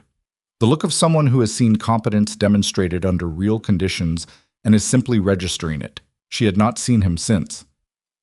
Why is he here, she said. He's foreman on the new railroad spur they're running through the North Valley, Widow Plank said. They're surveying the route this winter and starting construction in spring. She paused. He's been in this territory for 6 weeks. It's possible he heard your name from someone who'd been through Black Ridge, or it's possible someone recognized you and sent word. I don't know which. Either way, he's looking for me, Mabel said.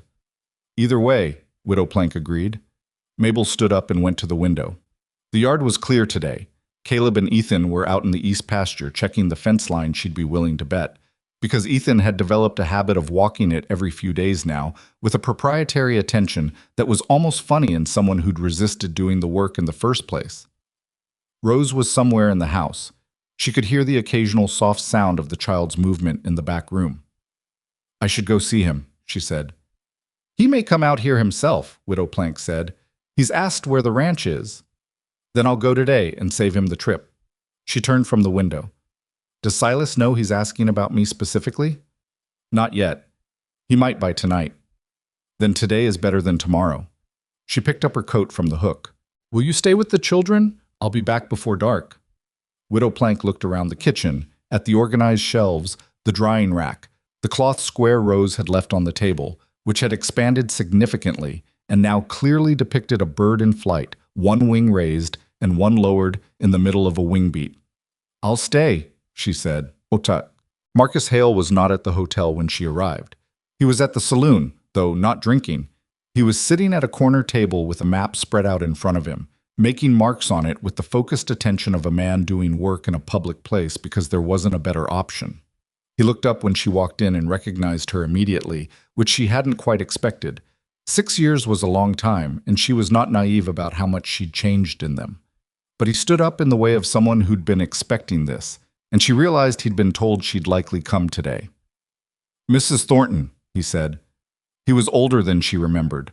The beard was more gray than red now, and there were new lines around his eyes that came from squinting at survey maps in outdoor light. He was still large, still had that quality she'd noticed in the barn, a steadiness that wasn't slowness, just the settled quality of someone who has found their own center of gravity. "Mr. Hale." She sat down across from him. "You've been looking for me. I heard you were in this valley." He folded the map and set it aside. "I wanted to make sure you were... I didn't know the circumstances." He paused, choosing. "I heard about the arrangement at the train station, with Crowder. Word travels. Railroad men talk to each other, and some of the men on my current crew were on the crew 6 years ago." He met her eyes. "They remember that storm. They remember what you did." She folded her hands on the table. "I made soup," she said. "It wasn't..." "Mrs. Thornton." His voice was quiet, but it had a particular quality of stopping things. "I had 12 men in a barn in January with 2 days of food and 3 days of storm. I was the foreman and I had run the calculations, and the calculations said we were going to lose at least 3 of them to exposure and starvation before it broke." He looked at the table and then back at her. "You went into that kitchen with less than I had in the barn, and you made it enough, for 3 days. He paused. "2 of the men on that crew have children now who wouldn't exist if those calculations had come out the way they were supposed to." He paused again. "I want to tell you that I know what that is, even if you don't." Mabel looked at him. She felt something press briefly against the inside of her chest. Not grief exactly, and not pride exactly, something that existed in the space between them.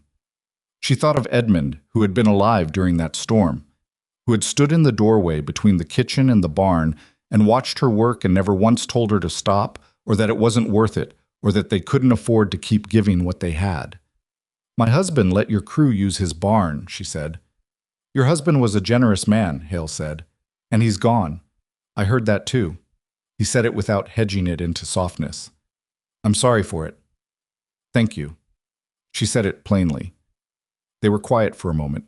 In the saloon around them, the day's early customers were doing what people do in saloons in the mid-morning. Not drinking hard yet, mostly occupying space, having quiet conversations, being somewhere that wasn't outside in the cold. "There's a man in this town," Mabel said, "who has been working to establish that I have no standing here, that I came to this valley with nothing but an opportunistic intent, and should be moved along before I do more damage." Hale's expression didn't change much, but something in it sharpened. "Crowder," he said. "You know him?" "I know of him. The railroad has had 2 conversations with him about right-of-way for the new spur. He's a man who charges for everything, including his goodwill." He looked at her steadily. "What does he have?" 2 witnesses who will lie," she said, "and a long practice of making himself the shape of this valley, so that anything that contradicts him looks like it's contradicting the natural order." She paused. "He has less than he thinks he has. I've been working on that, but he still has enough to make things difficult." Hale was quiet for a moment.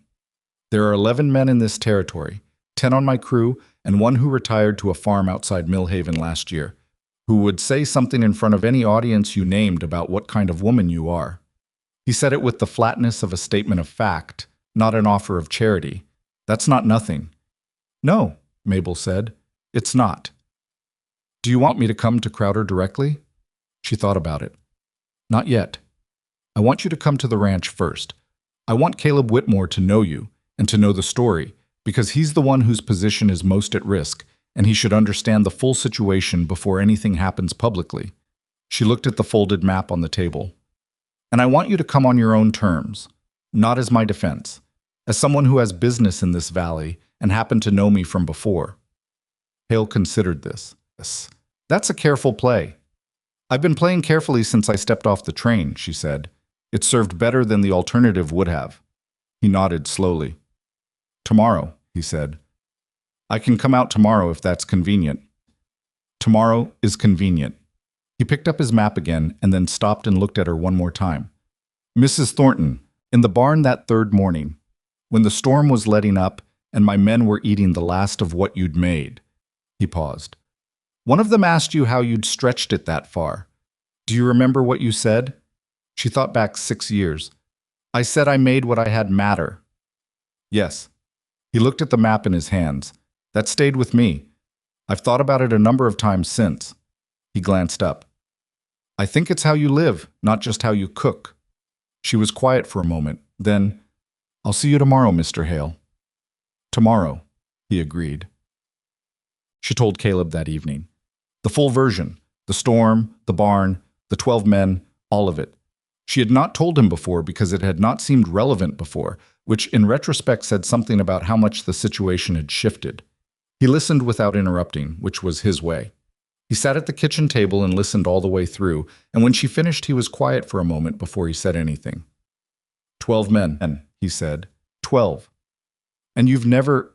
He stopped. You haven't told anyone. Edmund knew, she said. Obviously. And the men themselves. But I didn't… She shook her head. It wasn't something I told. It just happened and then it was over. Caleb looked at the table and then at her, and she could see him reorganizing something internally. Not about her exactly, but about the whole configuration of the past 2 months. The pieces settling into a slightly different arrangement. Silas has been calling you a woman of no substance, he said. I know. And there are 11 men who could say otherwise. Yes. He was quiet again for a moment. Mabel. He said her name with a particular weight, the way he'd started saying it in the past few weeks. Not the careful formality of early December, but not the heavy significance he'd used that night after Rose's first word either. Something between. Something that was just her name in his mouth, with the meaning of everything that had accumulated. I know, she said, before he could continue. But let's get through tomorrow first. He accepted this. He had learned, she thought, when to press and when to let things be, which was not a skill many people had, and which she appreciated more than she'd expected to. Marcus Hale came to the ranch the next morning with 2 of his crew, not as a formal delegation, just as men who'd driven out to look at the Northern Valley's terrain for survey purposes and stopped in. That was how it appeared, and appearances in a small valley had their own kind of weight. Ethan was in the yard when they rode in and watched them with his usual assessment. He'd gotten better at reading people over the past 2 months in the specific way of someone who's been paying attention to how adults handle situations, and he looked at Hale with the particular attention of someone picking out a new piece of information. Caleb met them in the yard. They shook hands with the particular quality of men who don't know each other but are willing to.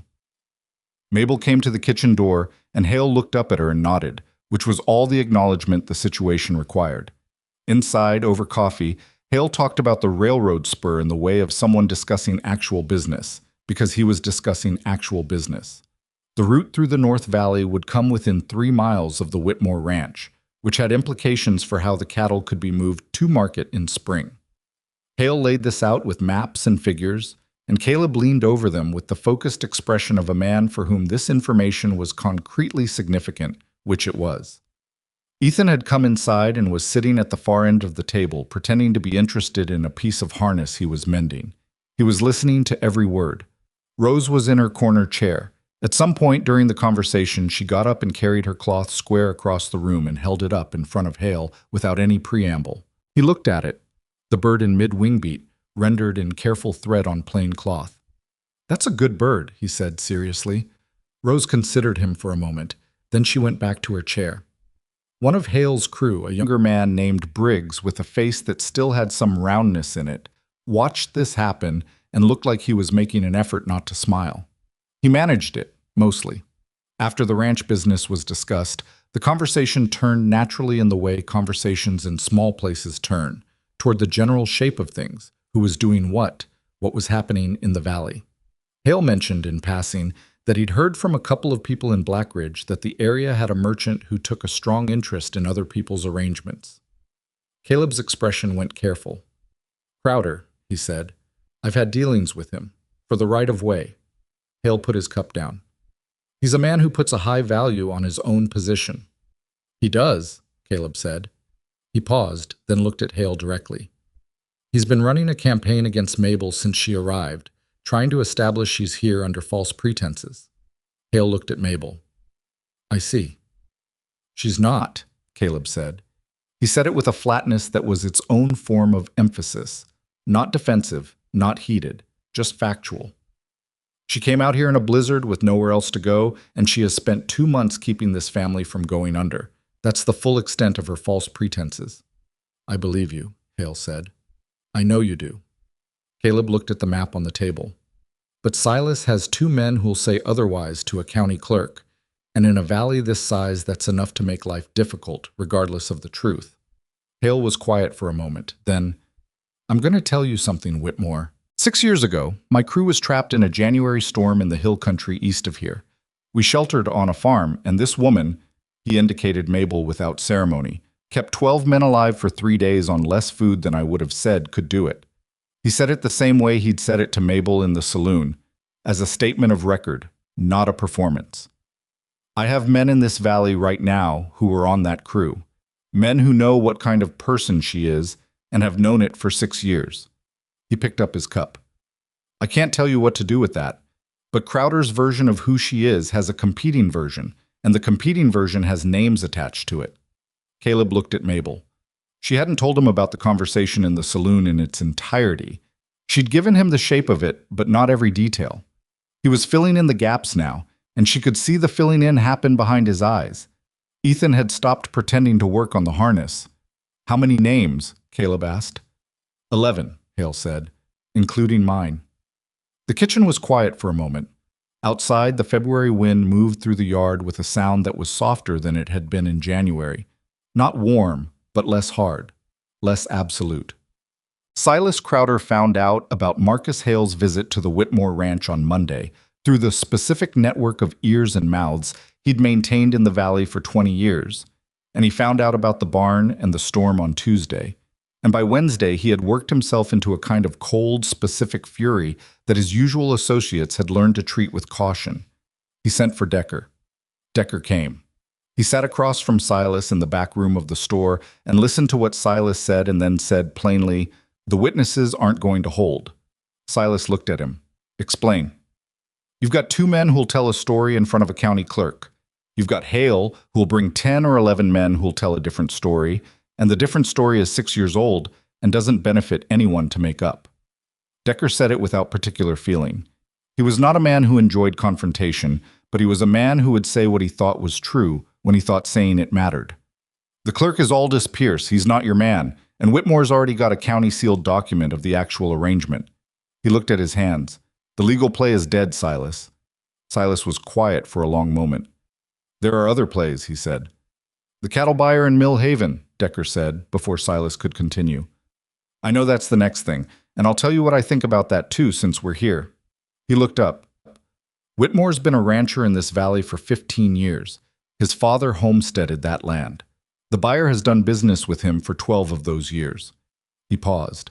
"If you lean on the buyer and it gets out, and it will get out because things always get out, you're the man who drove a long-standing rancher out of his market relationship because a widow came off a train and embarrassed you." He paused again. "That's the story that sticks." Silas stared at him. His expression had the quality of a man hearing something he'd known but hadn't wanted to hear, articulated this clearly. "You've thought about this," he said. "I think about things," Decker said. "You pay me to think about things. I pay you to help me. I am helping you." Decker held his gaze. "The woman is not what you said she was. The town is starting to know that. Hale is going to be in this valley for the next 8 months supervising the railroad spur, and he has 11 men with him who know her history, and people talk to railroad men because railroad men bring money and news and movement. He doesn't have to do a single deliberate thing against you.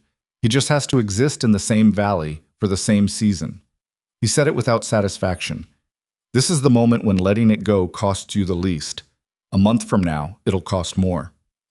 Silas was quiet.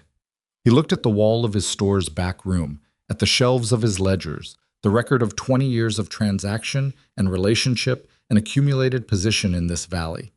He had built something here. He knew it, and he believed in it, and he had, for the most part, built it through real work and real competence at the specific things a merchant in a frontier valley needed to be competent at.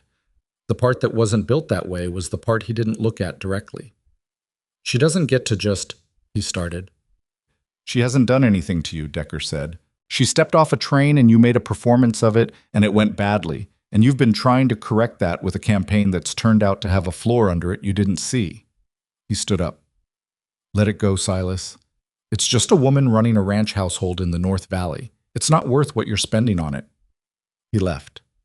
Silas sat in his back room for a long time. What happened next did not happen because Silas made a noble decision. It happened because Decker was right about the costs. And Silas was, at the core of him, a pragmatic man who had always been better at cutting losses than at admitting them.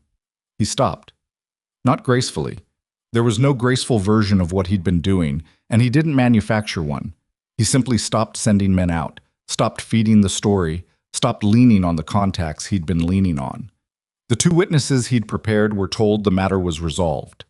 The suggestion he'd planted about Mabel's history and other households gradually ran out of new fuel and began to lose its shape the way unfed rumors do. Marcus Hale spent his 8 months in the valley, and his crew spent their 8 months, and they talked to people the way people talk, and the story of the barn and the 12 men and the 3 January days became part of the valley's general knowledge in the organic way of things that travel by word of mouth. Not announced, not performed, just passed along because it was interesting and true. Mabel did not orchestrate this. She simply went about her work. But she heard it happening. In the way Widow Plank reported things when she visited. In the way the general store owner in Mill Haven, when Caleb brought her in to meet him in March, shook her hand with the specific warmth of a man who already had a favorable opinion and was pleased to have it confirmed. In the way 2 of Hale's crew stopped by the ranch one afternoon when they were surveying the terrain nearby and were fed lunch at the kitchen table and left talking about it afterward, which Mabel knew because Hale mentioned it the next time she saw him. She went about her work. She made what she had matter. And then on a Thursday in late February, when the first genuine hint of spring was beginning to announce itself in the quality of the afternoon light, Silas Crowder came to the ranch. He came alone, without Decker, without any of his usual apparatus of demonstration. He tied his horse at the fence and knocked on the kitchen door with his knuckles. And when Mabel opened it, he was standing with his hat in his hands in the way of a man who has thought about how to begin something and has not fully worked it out. She looked at him. Mrs. Thornton, he said, Mr. Crowder. She did not step back to invite him in, not immediately. He looked at his hat. He was not good at this. She could see that, and it was information without being satisfying. I owe you something, he said. I'm not a man who... He stopped, started again. What I did at the platform was wrong. Not just tactically wrong. Actually wrong. He looked up. And the rest of it was worse.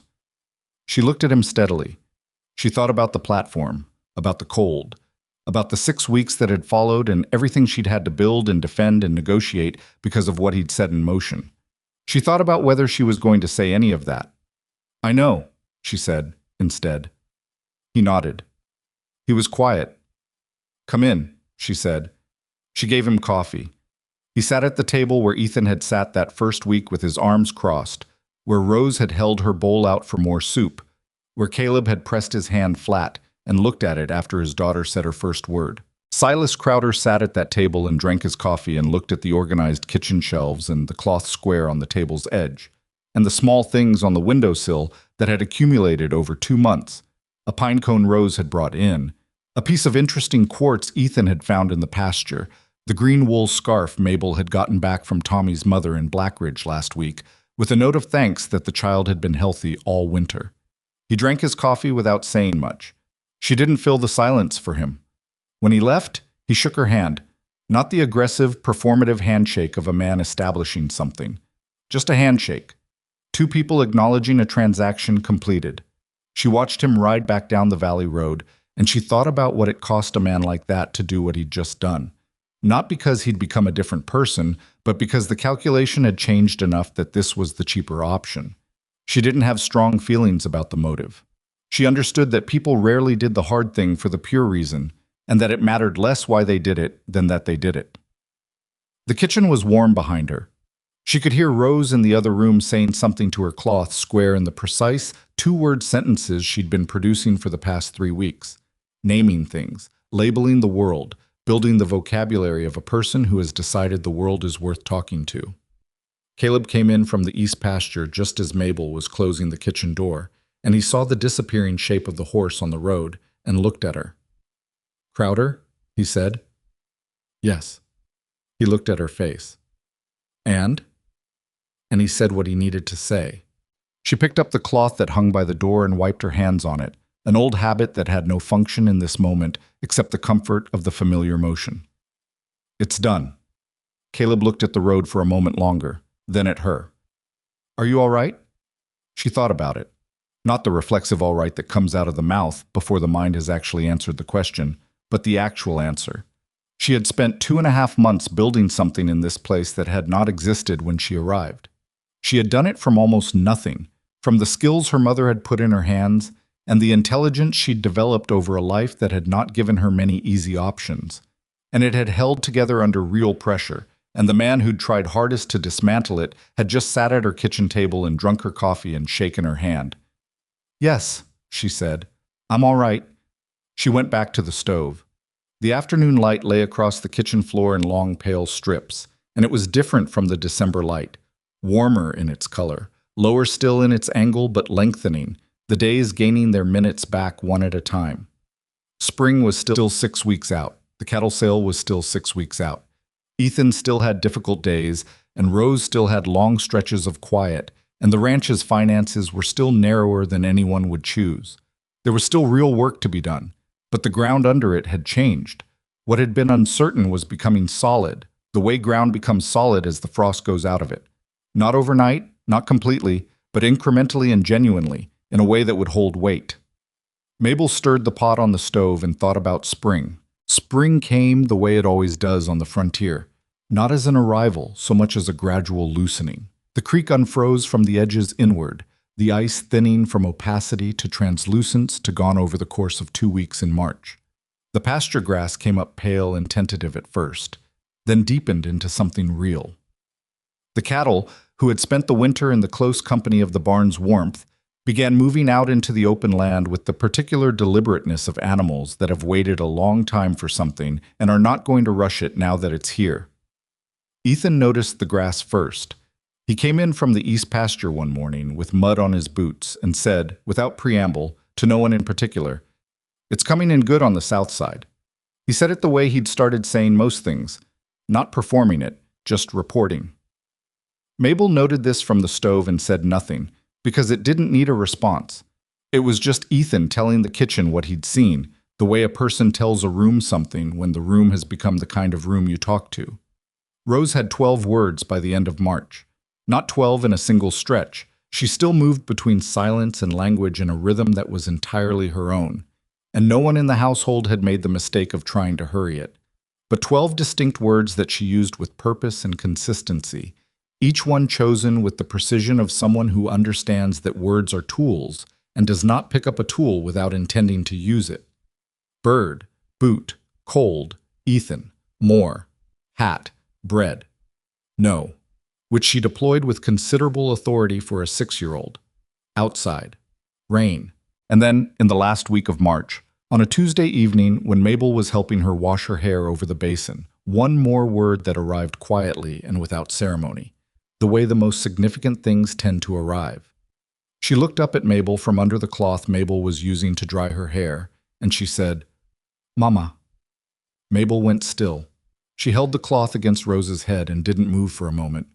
She felt the word go through her the way cold water goes through you, completely, reaching everything at once. Rose looked at her with those careful, assessing eyes, waiting to see what the word would do. "Yeah," Mabel said. Her voice came out different than she'd intended, lower, rougher at the edges. "Okay." Rose turned back to face front and let Mabel finish drying her hair, as if the word had been said and received and that was the end of the transaction, which was how Rose handled most things of importance. Mabel finished the hair. She hung the cloth. She went to the kitchen and stood at the stove for a moment without doing anything, just standing there, and she thought about a word and what it costs a child to give it to someone new and what it means to receive it without flinching. She thought about what she was here, not what she'd been called, not what Silas had tried to make her into, not the careful negotiated arrangement she'd written out for Aldous Pierce's county seal. What she actually was, in this kitchen, in this house, to these specific people. She started dinner. The cattle sale happened on the 14th of April. Caleb and Ethan drove the herd to Millhaven over 2 days, which was the longest Ethan had been away from the ranch in months, and which he prepared for with a focused practicality that made him look, Mabel thought, about 4 years older than he'd looked in December. He packed his own kit without being told. He checked the horses without being asked. He asked Caleb twice about the route and once about the buyer and listened to the answers with the attention of someone who intends to use the information. On the morning they left, he stood in the kitchen doorway with his coat on and his hat in his hand and looked at Mabel. "We'll be back Thursday," he said. "I know," she said. "I'll have something good for Thursday." He put his hat on. He started to turn, then stopped. "That bread," he said, "the sweet kind, with the fruit and the honey." She'd made it twice now. A winter version without the dried fruit and with molasses instead of honey, which was what she'd had available, and then a proper version in March when the supplies were better. It hadn't been exactly what he'd described from memory, couldn't be, because he was working from a 12-year-old's recollection of something he'd loved, and she was working from those recollections, plus her own knowledge of what bread like that wanted to be. It had turned out to be a different bread. Good, maybe very good, but not his mother's. He'd understood this and hadn't said anything about it, which told her something about how much he'd grown. "Thursday," she said. He nodded and went.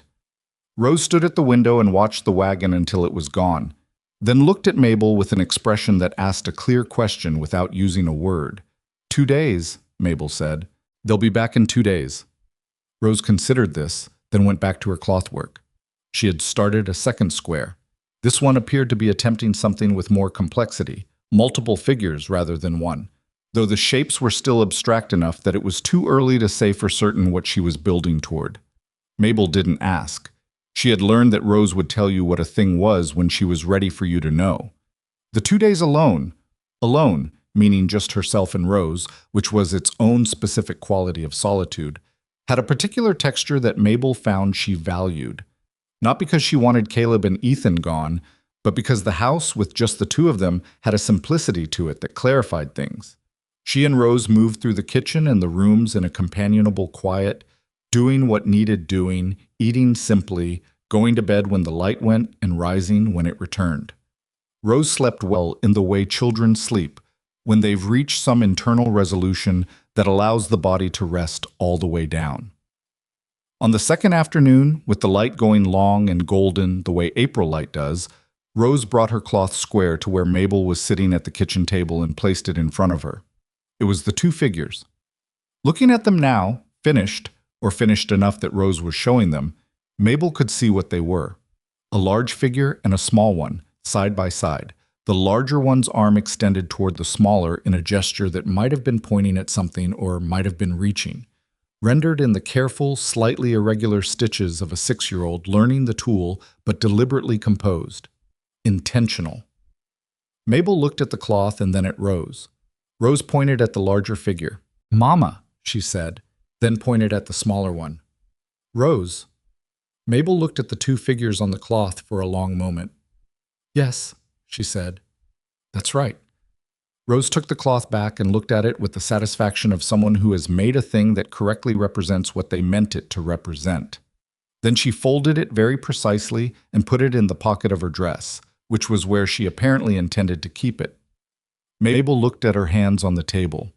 She thought about a woman who had arrived in this valley in December with $11 and a worn coat and had been laughed at on a train platform in the cold. And she thought about the distance between that arrival and this kitchen in April, and the specific, unglamorous daily work that had covered that distance.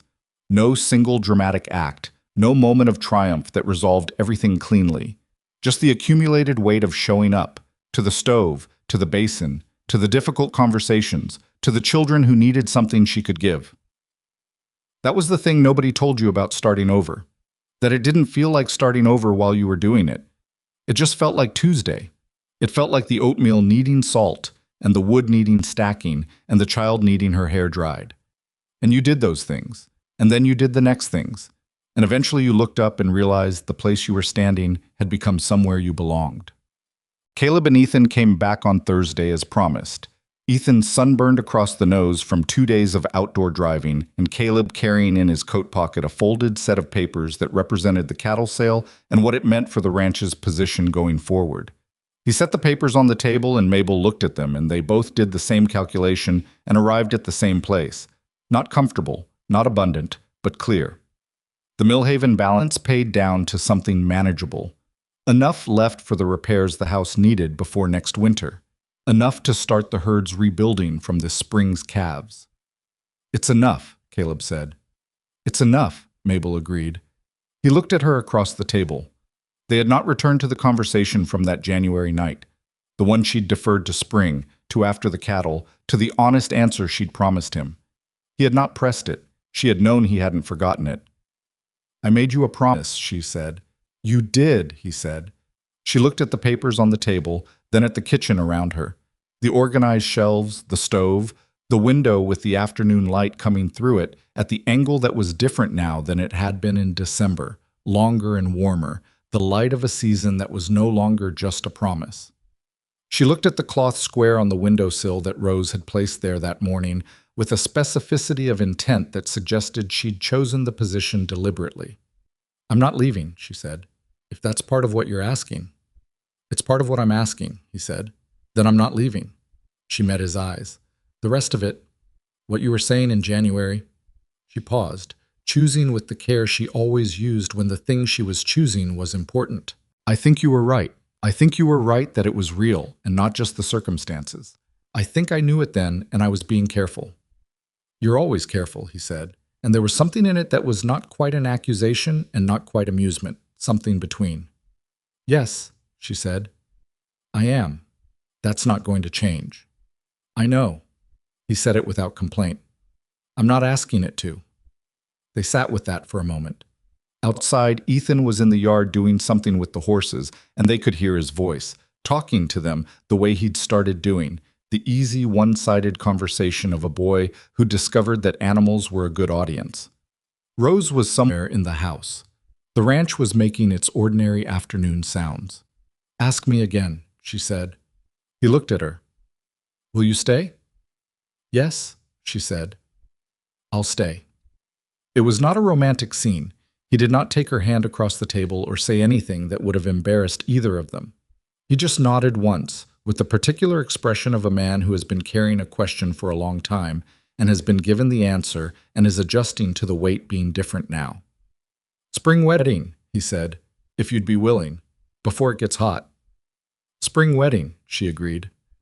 The wedding happened in May, on a Saturday, in the yard of the Whitmore Ranch, with the creek audible in the background and the pasture grass fully green behind the fence that Ethan had repaired and re-repaired until it was solid.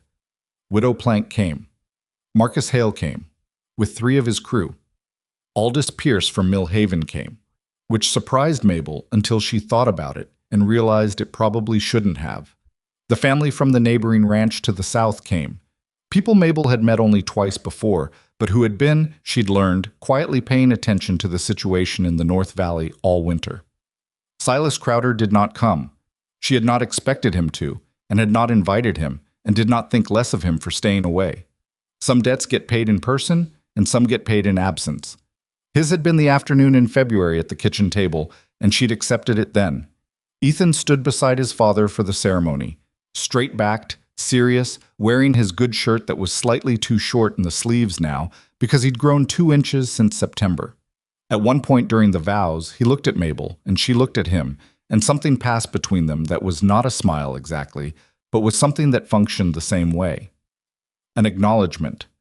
A mutual recognition of how far this had come from that first afternoon in the yard when he told her she was big and she told him they didn't have to like each other today. They liked each other now. It had taken time and honesty and the particular patience of 2 people who both had strong ideas about how things ought to be done. It had not been simple. It had been worth it. Rose wore a blue dress that Widow Plank had made for her, and she stood through the entire ceremony holding Mabel's hand with both of hers. the grip of a child who has decided she is not letting go. When the brief ceremony was finished and people were moving around the yard and talking and eating the food that Mabel and Widow Plank had spent Thursday and Friday making, Rose stayed close. Not anxiously close. She wasn't monitoring for disaster anymore. Just present. She had found her perimeter, and it extended to where Mabel was. Hale found Mabel near the food table, mid-afternoon, when the gathering had the warm, loosened quality of people who've eaten well and don't have anywhere urgent to be. "Good day," he said, in the simple way he said most things. "Good day," she agreed. He looked at the yard, at the people, the house, the fence line, the pasture beyond it. "This is a good piece of land," he said. "It is," she said. It took some work to see it clearly, but yes. He looked at her. "You did that." "Caleb did most of it. I just stopped some things from getting worse." "That's usually the harder job," he said. He raised his coffee cup toward her in a small gesture that was not quite a toast, but functioned as one. "Congratulations, Mrs. Whitmore." She heard her new name. She turned it over internally, the way you turn over something new to understand its weight and edges. It fit differently than she'd expected. Not wrong, not unfamiliar in an uncomfortable way.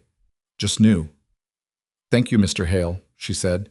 He went back to talking to one of the ranch neighbors. Mabel stood at the table and looked at her yard.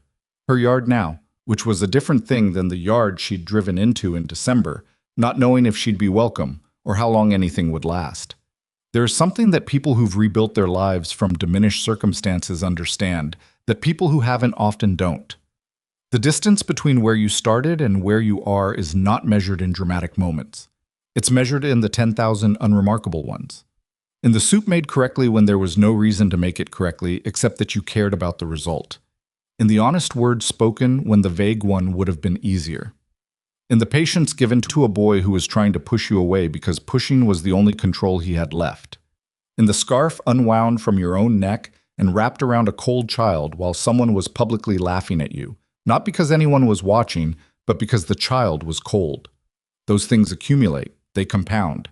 They build something that no single act could build alone, and that cannot be undone by a man in a back room with two willing witnesses, because it exists in the actual texture of daily life, and not in the version of events that gets told from a comfortable chair. Mabel had learned this from her mother, and from Edmund, and from the years between Edmund's death and the train ride to Black Ridge, that she did not often let herself think about in detail. The years when she had almost stopped believing the accumulation was going anywhere. Almost. Not completely. She had kept going, not out of heroism, but out of the specific stubbornness of someone who does not know how to stop putting one foot in front of the other. That stubbornness had brought her to a frozen train platform where a man laughed at her in front of a crowd. And from that platform, because she'd taken a scarf off her neck and kept moving, it had brought her here. Not to a perfect life. Not to a story that resolved without costs or left no scars. Caleb still had nights when the grief came back in the specific physical way that grief comes back in the body when a person has finished being busy enough to avoid it. Ethan still had days.